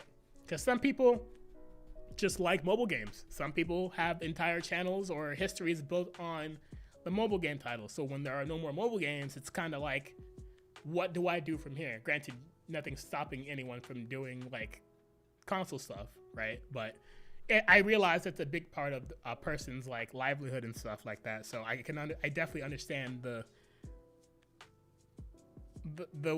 I understand why someone would be bummed about that. And I don't take that away from them at all. I think that is a very valid thing to feel. You know what I mean? And I don't want anyone to assume just because I'm happy that Missing Link got canceled, I don't want other people to feel like they can't be upset that it did get canceled, because it's a KH game that got canceled. It sucks. It does. But at the same time, I'm okay with it, because at the end of the day, it's a good thing that it did get canceled, because I think console titles or just KH works going forward will only be better as a result, because people will only have one thing that they need to focus on, especially for people who are newer to the series. They only have one thing they need to focus on. They don't have to have their attention on this ongoing gacha mobile game in order to get the story that they want from one of their favorite franchises, if not their favorite franchise. So that's just my viewpoint on it. But Momna might be in Cage for a base on the Keyblade Strike effect. Moana? Is that what you meant to say? As a game, those games are disrespectful to KH. That's crazy to say. As a story, it's some of the best we had in transition from Dream Drop Distance to KH3. I will not agree nor deny that first part, but the second part is a fact. Yeah, I think the mobile games had better. The mobile games had better writing than console KH releases, from Dream Drop Distance all the way to KH3. And people will be thinking to themselves, there haven't been many titles since then. Well, there's Strange Up Distance, right? And then there's 0.2. Then there's Cage 3 itself. And then there's Remind that tried to fix what Cage 3 did. I already mentioned 0.2, did not? There's Back Cover, which didn't really do anything bad. If anything, back cover light games is probably needed at this point. If you're not going to make entire titles, it's probably good to, make a back cover like thing and summarize everything so people who didn't play the mobile games or don't have time to be on the internet all the time can get that without having to go out of their way. You know what I mean? They complete each other, really. Gameplay and story. After your third run, it's about the gameplay. I guess that's right. Yeah, like I said, the world building, characters, story of Missing Link looked really cool. The game itself looked ass and was probably predatory as a game. That's the most honest and balanced take. I like the world building, characters, and story of Missing Link looked really cool. Yeah, I can agree with that. The game itself looked that. I'm not sure if I would go that far personally, but I'm just not a mobile game person for the most part. Granted, there are some mobile games that I will play. Granted, most mobile games that here's the thing. Most mobile games that I play have PC ports, and I play them on PC rather than mobile. That's how I consume my mobile games or my gotchas. I play a couple gotchas or mobile games, but they're all on PC, so I kind of don't count them, but they kind of do still count, you know what I mean?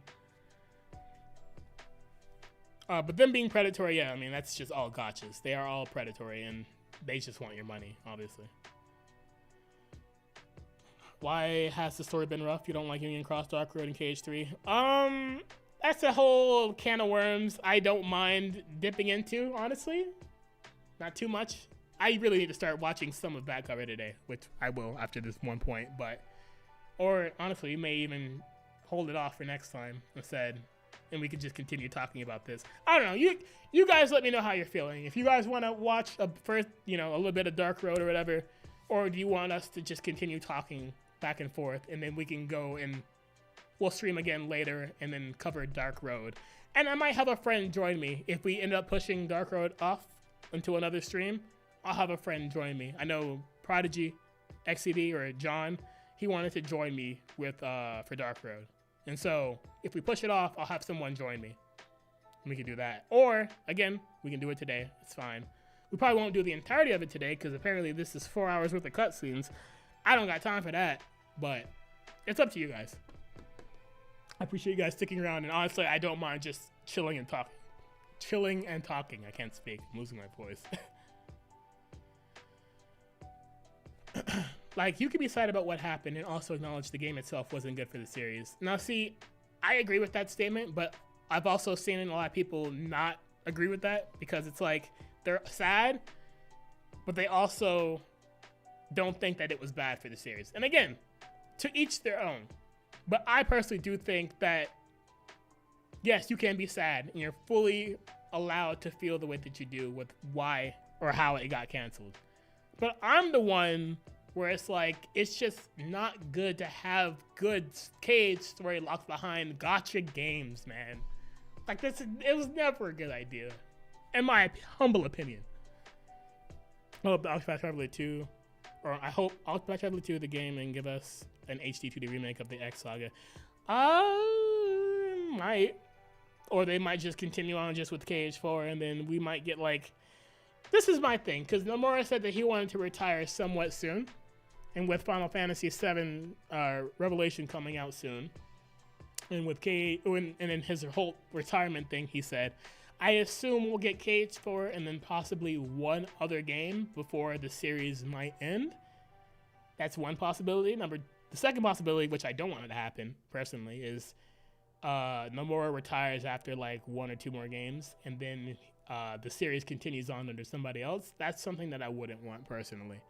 I think that I want the game that I love, that I've been following since I was 7 years old, to end with some dignity and honor. I want it to end nicely. So I think if Nomura wanted to retire at any point, I think that I would want Cage 4, possibly one, maybe. I I struggle to say 2 games after KH4 because of the time that it takes for a game to release for KH. It's always a long time. So, and that coincides with him wanting to retire, right? So I don't think it's gonna roll like that. I think we'll get KH4, and then we might get one more game after that. And assuming the timing works out, I think that he'll probably retire, and then the series may end. That's what I would want to happen. I love KH, but I think it deserves a good ending rather than it just continuing on just because, you know, whatever. I'm down to do either. Talking shop about the series, especially from an OG creator I really respect, is always a treat. I appreciate you, Eric. Thank you so much for that, man.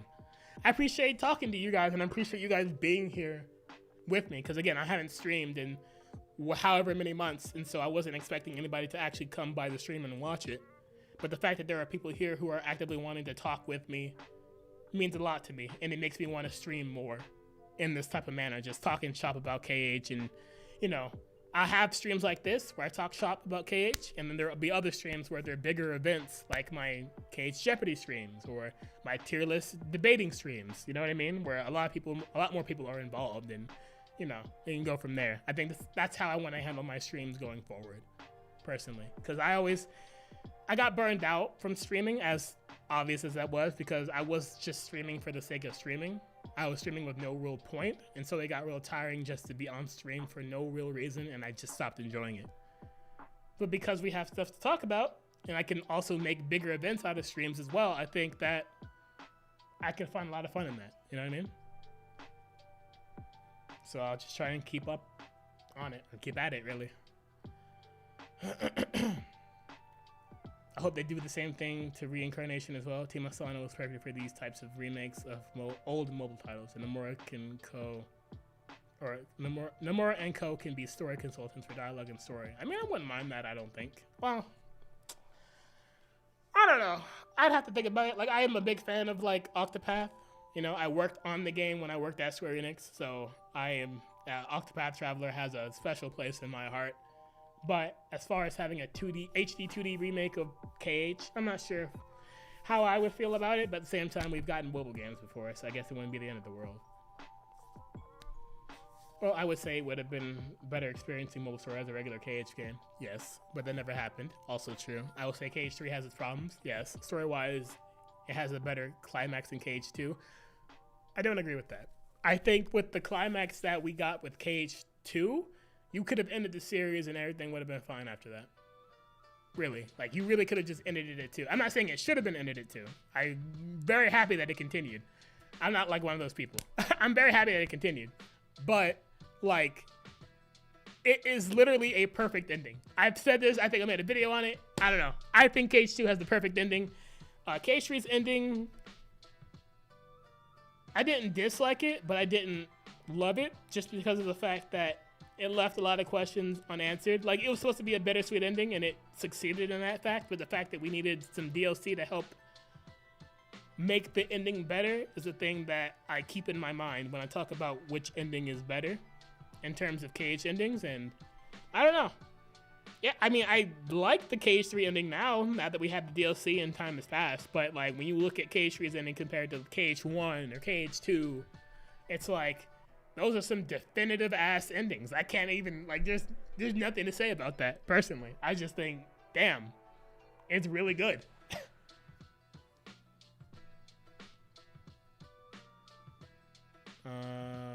KH should end after this next saga, to be honest.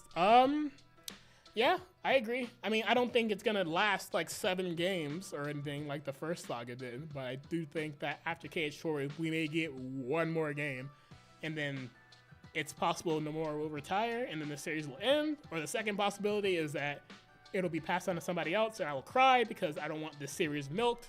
I want it to end with some type of respect, so that'd be nice. Lions, my goat. My goat. My voice is killing me now. How are you doing, brother? I know, what a fun day. We had a bit.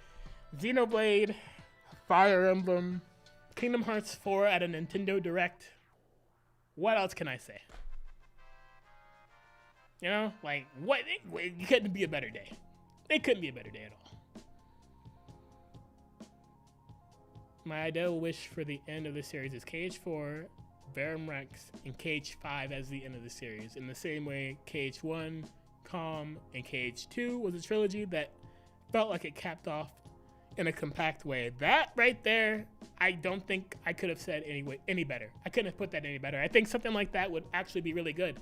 My only worry about it having 2 games after KH4 left as opposed to 1 is, again, the fact that these games take 3,000 years to come out. So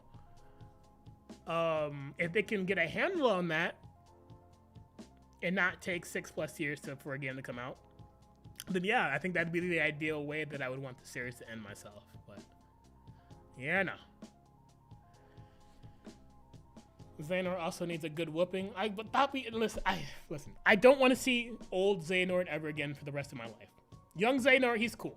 I'm fine with him being in KH4. That's whatever. I'm not even sure in what manner he's going to be. If he's going to be helpful, little guide, spirit thing, or if he's really just there to troll or whatever. But I'm fine with I'm fine with young Xehanort being there. I'm fine with it. I don't want to see old Xehanort ever again. He was really good in Birth by Sleep, but in KH3, I'm just like whatever about him, really. So I don't know. I just never want to see him again. Good. Just woke up from a nap. I was awake for a long time. You and me both. I took a nap around noon after I had gotten my reaction or whatever. I'm like, bruh, I need to sleep because I was up the previous night thinking I need to go to sleep. I need to go to sleep because if I don't go to sleep now, I won't be able to catch the thing. And I woke up earlier than my alarm, which I don't really set alarms. But I'm glad that I did because we got some peak today. I love that Sora looks like he's going to be fast and snappy on launch day. Me and you both. I can't believe... Oh, when I saw the gameplay this morning, I was like, this is actually a stark comparison. Let me see if I can do this, right? I can bring this. So here's the KH3 trailer, right? I'm going to mute it, and you're going to look at this snappy little... Granted, obviously, it's still very early, but it can only get better from here. And then we look at, let's say... Let's look at this trailer. We're going to look at these side by side real quick.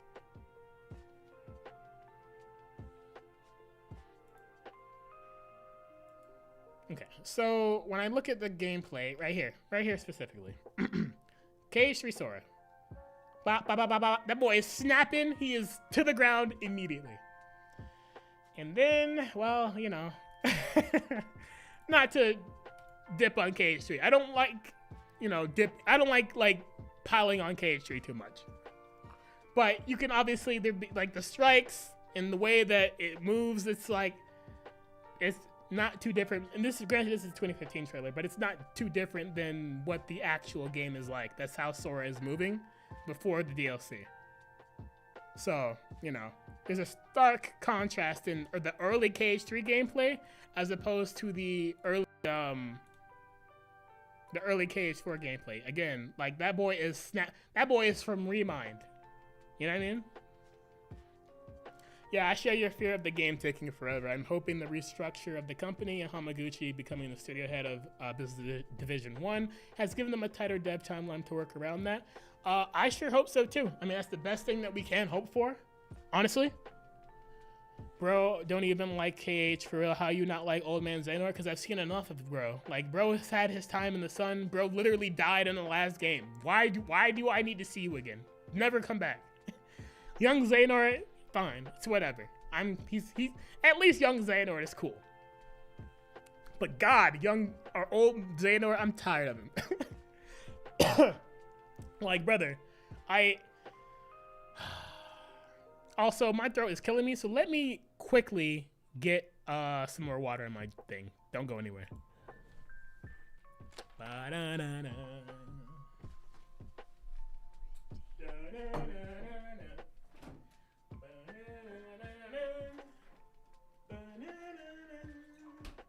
I know you can hear me, by the way.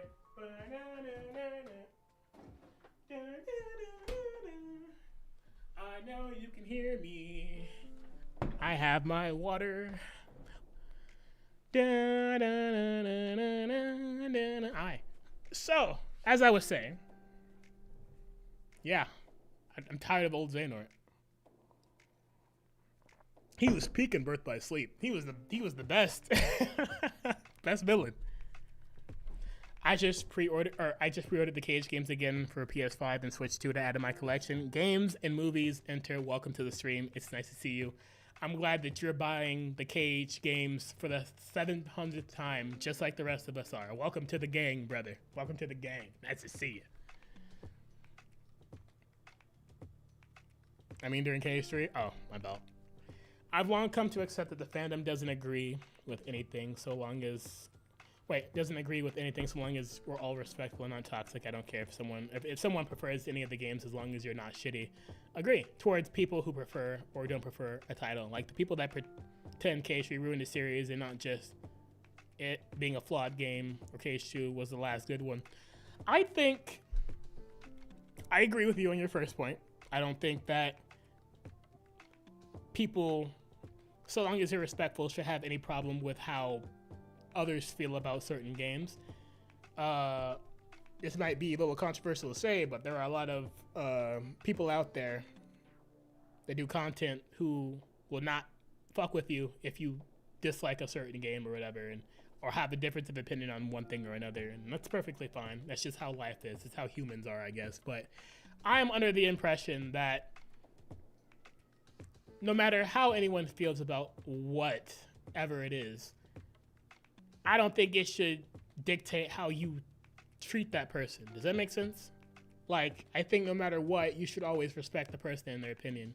Sure, they may not like the same game that you don't, but we're not children, right? We can accept the fact that people have different opinions sometimes. If you don't like a certain game, that's fine. That doesn't change my life in the slightest. I do not care. But if we both like it, cool. We got something to talk about. And even if you don't, even opposite, if you don't like it and I like it, we still have something to talk about. We can have respectful discussions about why you feel the way you do and why I feel the way that I do. I'm not trying to change your mind and you're not trying to change my mind. Just having an open dialogue is very helpful for things like this. You know what I mean? Like, I don't understand ever, coming at someone toxic or disrespectful. Like, I don't understand it. I don't understand it myself. I really don't. I have one of my best friends, one of my closest friends, John, or Prodigy XCD. I'm sure you guys know him. He is the born-again KH3 defender. And he will go to above and beyond to remind me of this fact every time I talk to him. And I'm fine with that. I don't love KH3 as much as he does, but it doesn't change the fact that we are really good fucking friends. You know what I mean? He can like what he likes and I can like what I like. He thinks that KH3 is the best in the series. I respectfully disagree with that statement, but it doesn't change anything because he can still like his thing and I can like my thing. Like, we're still good. We are literal adults. What are we doing crying about somebody's opinion on the internet? What are we doing? Sorry, that's a sensitive subject for me. But yeah. As for your second thing, at the end of the day, we all love the series, so that's what matters more, and it's nice. Exactly. Yeah, I mean, no, you're fine. I get what you're saying. I got what you were trying to say.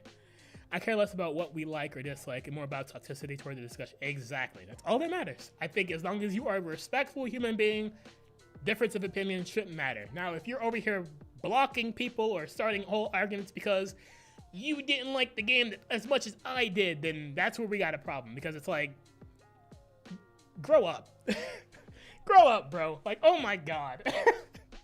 I'll never like that. Oh no, KH3 is objectively not the best KH. I think that whatever your best KH is your best KH. Like, I'm not going to sit here and try to debate that with you. In my heart of hearts, KH2 will always be the best KH game.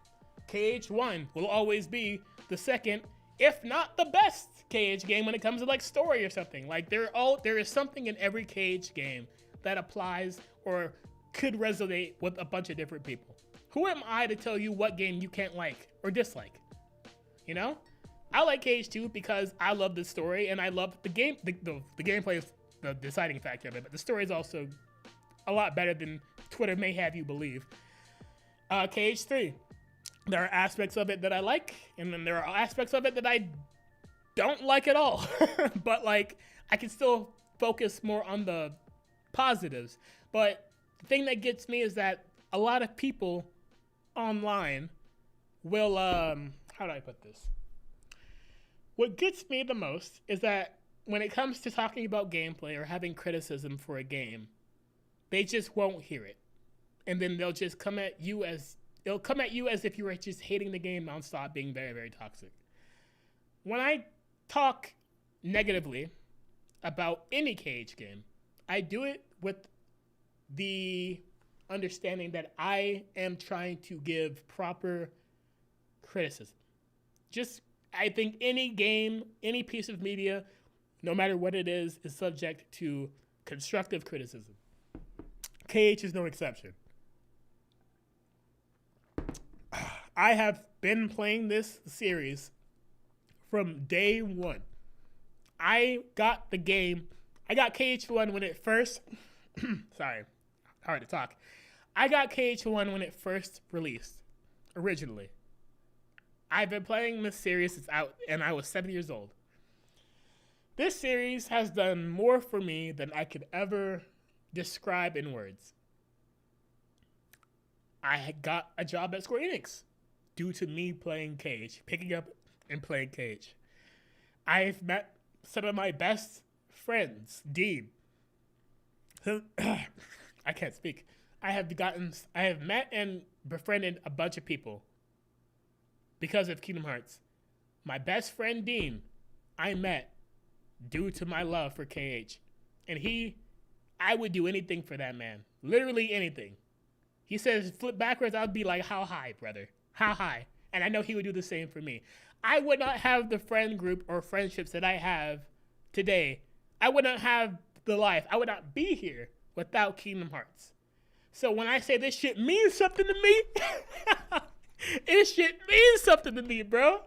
Like, so when I give criticism, my point, circling back, my point is, when I give criticism, constructive criticism for KH, it's not out of a place of malice. It's not out of a place of hatred. It's that I personally think and believe that the game that I love and been playing since day one could be better. It could be better for me. Again, everyone has different opinions. Nothing is objective when it comes to this, right? I just have things that I prefer and would like to see in the series, and I would like to voice it, and a lot of people would either agree or disagree.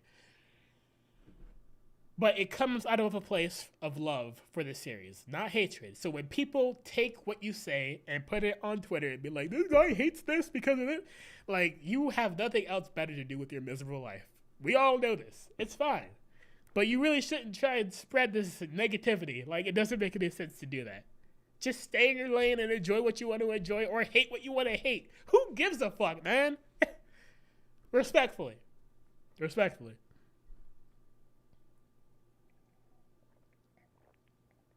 Damn. Yeah, I agree with the limit. Thank you. Yeah, just because one person does not like it does not mean others have to as well. Yeah. You've been freaking out with FF7 Part 3 and KH4. We all have, trust me. Like, for example, my favorite used to be 2FM, but then for a while it used to be 3, Remind included. Then I went back to KH1, and now I can't tell which of the 3 I prefer. It now feels like it depends on how I feel. All the main line feels equal in my heart, and below that is 0.2, with DDD below that. And that's perfectly fine and perfectly valid. And anyone that tells you that it's not can literally... I need to remember I'm on stream, so I can't say the things that I would normally want to say. Just know that your feelings are valid, your opinions are valid, and they're the only thing that matter. They are literally the only things that matter. Your opinions. Don't let anyone tell you or let you or treat you in any other way. Like, that's all that matters at the end of the day. You know what I mean? It is what it is. Like, bruh, I just cannot imagine going out of my way to start drama or, you know, beef on the internet with someone due to lack of due to not lack of opinion, but due to difference of opinion. Like, it doesn't make any sense to me. If anything, I like the fact that we would have differing opinions because that opens up dialogue between two people that could connect. For example, again, me and John feel differently about the series and like the series for different reasons, but we are still some of the closest friends you'll ever see and can respect each other as a result. I would be very, very sad not to have that man in my life, as well as every other person that I've come to know in the KH community that I'm friends with. Jared / the Gamers Joint, whatever you want to call him. Sky, HMK, Dean, Sarah. Literally all of my friends that I've been friends with since I started doing content back in like 2014, end of 2014, 2015. Like, brother. Well, I started content seriously. I was doing content in like 2010, to be honest. 2009? 2009, I can't speak.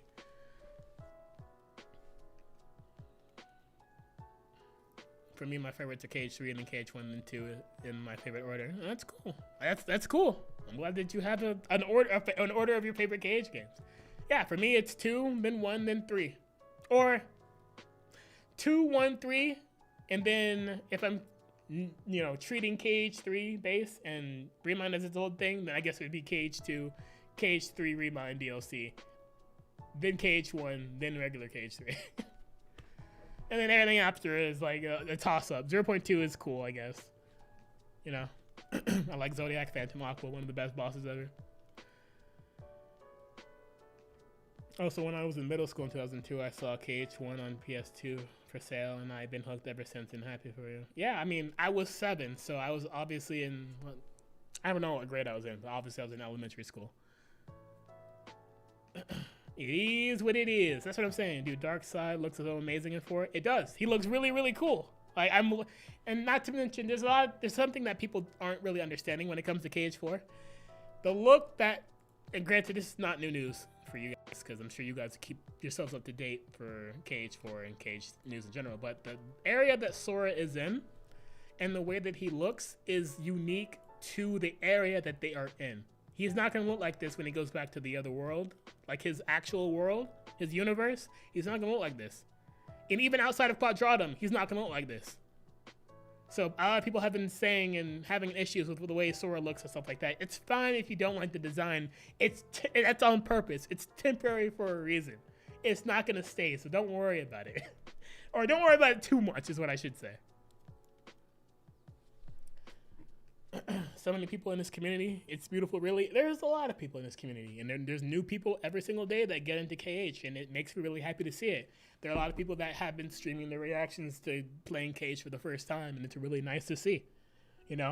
I've been taking it upon myself to go out of my way to try and interact and meet new people within not even just the KH community, but Square Enix sphere, for example. I meet and talk to a bunch of friends on Final Fantasy 14. I love that game. When it comes to the KH community, I keep an eye out for people who are new to the series, and if I feel the need to be social, I will reach out to them and be like, "Hi, my name is Lemon, and I'd like to be able to be your friend and talk to you about this series that we both like, or seem to like, or what you're getting into." You know what I mean? Like, it's nice to be able to have open communication with people who really enjoy the same things that you do. And even if they don't, like I said before, and like I said earlier, even if they don't, it's nice to have that conversation and understand, why don't they like certain things, or why do they like certain things, or just why do they think the way that they do. That's really interesting to me, I think I was in the 6th or 7th grade in 2002. So yeah, wait a minute. You were in 6th and 7th grade in 2002, so you're older than I am. For some reason, I read that and I'm thinking to myself, I'm older than you. No, you're older than I am, I think. Which is fine. I'm not saying it's a bad thing. I just was surprised for a second.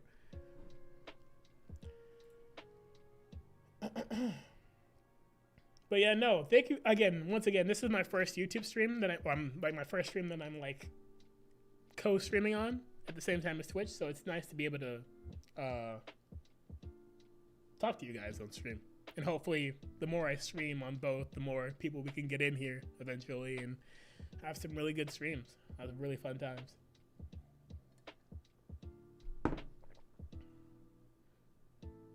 You're a 98 baby? Okay. I'm a 95 baby, so we're not too far yet. We're not too far apart. By the way, I can't speak. I was interested in asking you this, and forgive me if it's personal. Don't worry about it. When you worked at Square Enix, were you privy on internal dev info for Final Fantasy and KH, or were you just in the dark as us when you worked there? unfortunately, I mean, I'm sure I could answer that, but I'm not going to. And you're fine with asking. I honestly, that's a question I get pretty often, so I don't blame you at all for asking. I'm just going to keep that on the low for myself just because I don't care enough to go into specifics about it, you know? It was certainly a time in my life, and I loved working at Square Enix was a dream. But unfortunately, me and a bunch of my friends and coworkers got laid off earlier this year, so it's been rough. I've been very, like, not to go into a whole spiel, I'm not trying to trauma dump or anything, but it's been rough, man. It's been real rough since then, so I'm just trying to keep on keeping on until I find a new kids. Anyway, yeah, no, I can't speak. But yeah, no, I've just been trying to keep on keeping on, you know what I mean? Do the best I can while I look for another position somewhere, so, you know. But in the meantime, I've been able to stream more. Oh, that's a lie. I've been able to do more content. I've been focusing on just trying to reset my mind and then also just do content creation in the meantime, because it's like, why not do that, you know?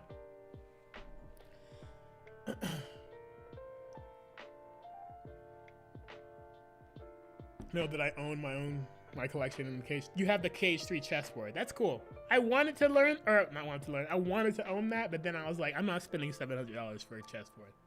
Personally speaking, I'm not doing that. But I'm happy for you. 98 here as well. Oh, okay. Nice. I'm always interested to know the general ages of the people who consume my content, right? It's always interesting to see, like, what that is or what that's like. I hate layoffs. Fuck ass rich companies can't afford to have workers. Like, I'm not gonna say I agree, but, you know,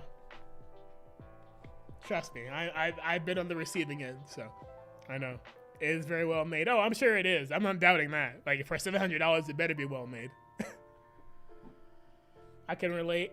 I'm on my own journey, looking for a job right now, as things have been unstable for me for a few years since COVID. Everyone is on their own journey, and I know any company will be. Yeah, we'll be lucky to have you, bro. Keep your head up. I appreciate you, Eric. You really are the GOAT. I mean, it's not again, despite the layoffs and despite just life trying to tear me down at every opportunity, I've been actually shockingly very positive. And I will say this. Because of today, with the Nintendo Direct popping off and Cage 4 being announced again, something else happened this morning. Like, I received a call. That's all I'll say. But I received a call, and the future is looking kind of promising right now. But I will say, I'm going to try and grind out a bunch of content in the coming weeks and have it stockpiled, because I don't know if you guys know this, I'm going to Japan at the end of the month. So, with a bunch of my friends that I've met through, you know, KH and stuff like that, we've all got together and we're all going to Japan, and we're staying there for like 2 to 3 weeks. So that's going to be pretty cool. Looking forward to that. And while I'm away, I'm going to make sure that I still have shorts being uploaded and hopefully have some videos stockpiled in the back as well. So, just so you guys are not kept in the dark and are fully aware of the situation, you know. My boy 444444444. Hey Limit, do you have that Thanos garden meme with Sanctuary saved somewhere? The one that I made, the one that I made and tweeted a few years ago. I don't have it saved, but I can get it to you later. If you message me on like Twitter, I'll get it to you then. Like after the stream, I suppose. Or you can try and find that tweet and download it with some, if you have Twitter Premium or whatever, you can download it yourself. But if you don't, you can find some third-party site to download the video. Happy to hear that. I hope the best for you. Wish it. Thank you, Devon. Also, you gotta vlog some of that for the culture. That sounds mad fun. I always wanted to go to Japan myself. I will be... My Instagram, which I don't really advertise, but I want to start having people go over there. My Instagram. I'm not really active on it right now, but it will be flooded with Japan. it will be absolutely flooded with Japan, let me tell you. So I recommend anyone who is on Instagram, if you want to keep up with just, I guess, my life outside of this, I would go to my Instagram and follow that if you'd be so kind. I literally only have 3 posts on there currently, but you know, just so you're aware, just so you know that if you want to see Japan or keep up on my Japan trip, I will be posting on there throughout the entirety of my stay. And I know we're not only going to be in one area, we're going to be all over Japan. Also, I don't have alerts on for follows just because I know some people want to be able to follow discreetly, but for the person who did follow right now, thank you. I appreciate you doing that. Felt like don't give up hope, keep pursuing your dreams as big as possible. That's the vibe I feel Nomura is giving, great at giving with his trailers. I agree. I feel like with KH4, I could just have this playing on loop, really. I can just have this playing. Yeah, so with Nomura and KH4 and specifically, I should say, I feel like more so than with KH3, he's able to take on the game more personally, because I feel like Tai Yasue was the one who was able to, or was the one who mainly covered for KH3, because I feel like KH3 was made with the intent of being as casual and newcomer friendly as possible, which is why it is the way that it is, which is perfectly fine. But I think with KH4 and all the versus 13 like references and stuff like that, I feel like Nomura is really happy and is able to really tell the story that he's been wanting to tell ever since Versus got canceled or whatever, or just transitioned into Final Fantasy 15, I guess. He's finally able to tell the story that he wants to tell. That's why I feel like he's really being reflective of how he feels in terms of gameplay and story and where the direction is going. You know what I mean? So that's why I'm really excited for KH4 for when it actually drops, because I want to see that story. I want to see the ideas that he had for Versus 13 and how that ties in with KH. Because again, this is all for where Sora is and stuff like that. It's temporary. You know, he's not going to be here forever. So this is his actual opportunity and chance to be able to tell the story that he wants to tell in the way that he wants to tell it. You know? I could never be convinced that stuff is corny. That's what I'm saying. Like, no, I don't think it's corny or stupid to say that. I think it's for real. People do the things they do and work on the things that they want to work on because they have something that they want to convey. And for Nomura, I can definitely see it in his trailers and his games. Most of them, not all of them. Most of them, that, you know, there is a vibe that he wants to portray. Never give up, you know, friendship, stuff like that. Light and darkness, like there are themes that he has that he wants to give to people. And he's doing that, you know? So I don't think what you said was stupid in the slightest or sappy or anything like that. Like it's the truth. It's facts. I feel like that's the truth for any creator and for any type of media. It's for them to be creative and for them to share the themes and things that they believe in. That's basically where we're at, right?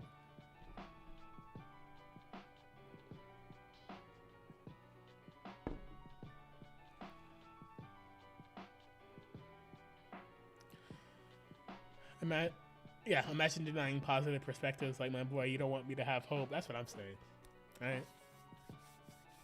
You really have. Oh, also, I completely forgot to. Actually, no, I don't know if I said it earlier in the stream, but it just came back into my mind. For the person that subbed, I'm pretty sure it's Jose. I noticed that my Twitch alerts do work, but there was no sound. So I'm gonna get that fixed for, I guess, next time. And I'll hold off on doing the Dark Road stuff until maybe in the weekend. Maybe this weekend we can get together and all watch it together. But, you know, it's already getting kind of late, and I want to have as many people as we can around, I guess, for that. So let me check Twitter real quick.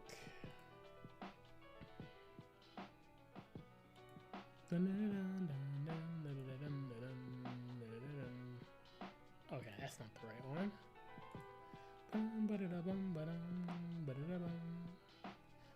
Okay, I'm just gonna delete this. Cool. Anyway, No matter what it takes, if it isn't inspirational both artistically and motivationally, I don't know what is. Facts. It really has been a massive 20-year journey. Like, Versus was his baby, bro. Granted, Cage is his baby too, but Versus especially, because I really could tell that he has some cool things set up for Versus that he wanted to venture into, but he really couldn't. He didn't have the chance because the company wanted to do other things, which is unfortunate. To be honest, is KH without Nomura even KH? No, it's not. Which is why I was saying earlier, best case scenario, I want for... I can't say it. I want for KH to have a dignified and a respectable end, you know? I want...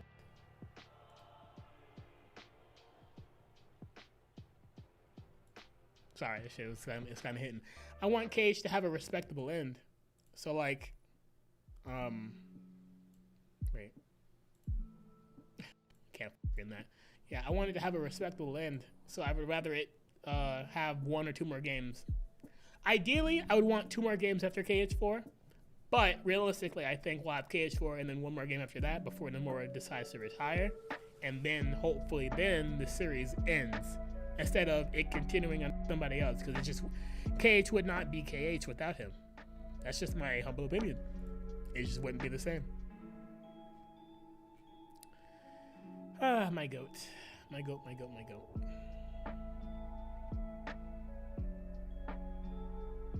But yeah,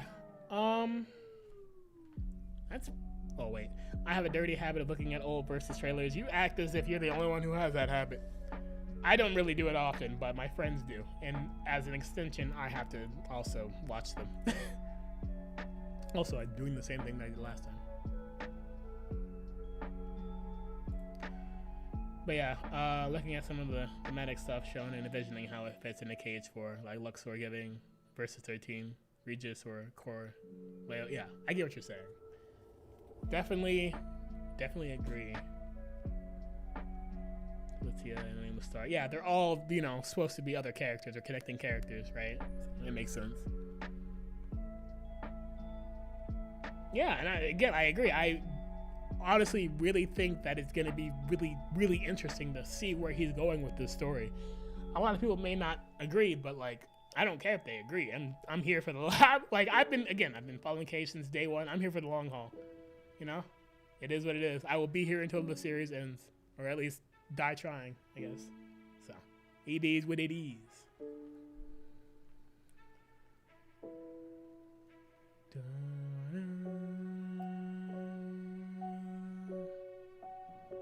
But yeah, I mean, from what I can tell, I think we pretty much talked about everything that we could. And also, I want my voice to recover. So, I think, yeah, we will end up just, what we'll do is that we will hold off reacting to Dark Road until, I guess, whatever next stream. And I'll be joined by John or Prodigy XCD, ideally. But yeah, again, I want to thank everybody for coming out to the stream today. Hear me yapping back. I do appreciate that. All of YouTube guys, I appreciate y'all coming out. It was my first YouTube stream, so I wasn't exactly sure how it was gonna go, but I'm glad that it went the way that it did. And yeah, I hope to see you guys more often for the YouTube, well, for both the Twitch and the YouTube fiends. Just know that I am doing, like, I haven't been not doing content. Like, if you want content from me, I would suggest going to my shorts and watching my shorts, because I have a bunch of shorts that I've uploaded since I returned like a month or 2 months ago. And then I have more shorts coming out in the coming days, as well as I have ideas for videos that I want to do that I'm going to be working on tonight. But yeah, no, I appreciate you guys coming out a lot. Really, it makes this streaming thing and doing content thing worth it in the end, right? So I do appreciate you guys. You know, even if I only had one person watching, I am over the moon in gratitude. So again, I appreciate you guys coming out. It's been your boy Limit. Great stream, brother. Excited for more. Take care. You too, Eric. Everybody who came to the stream, appreciate y'all. I really do. And I hope to see you guys again soon. You know, I'm gonna try and be a little bit more consistent with this streaming thing, because I do think that we can do a lot of good with it. So again, thank you guys for coming out. It's been your boy Limit, and yeah, I will see you guys later. You know, peace out. Take it easy.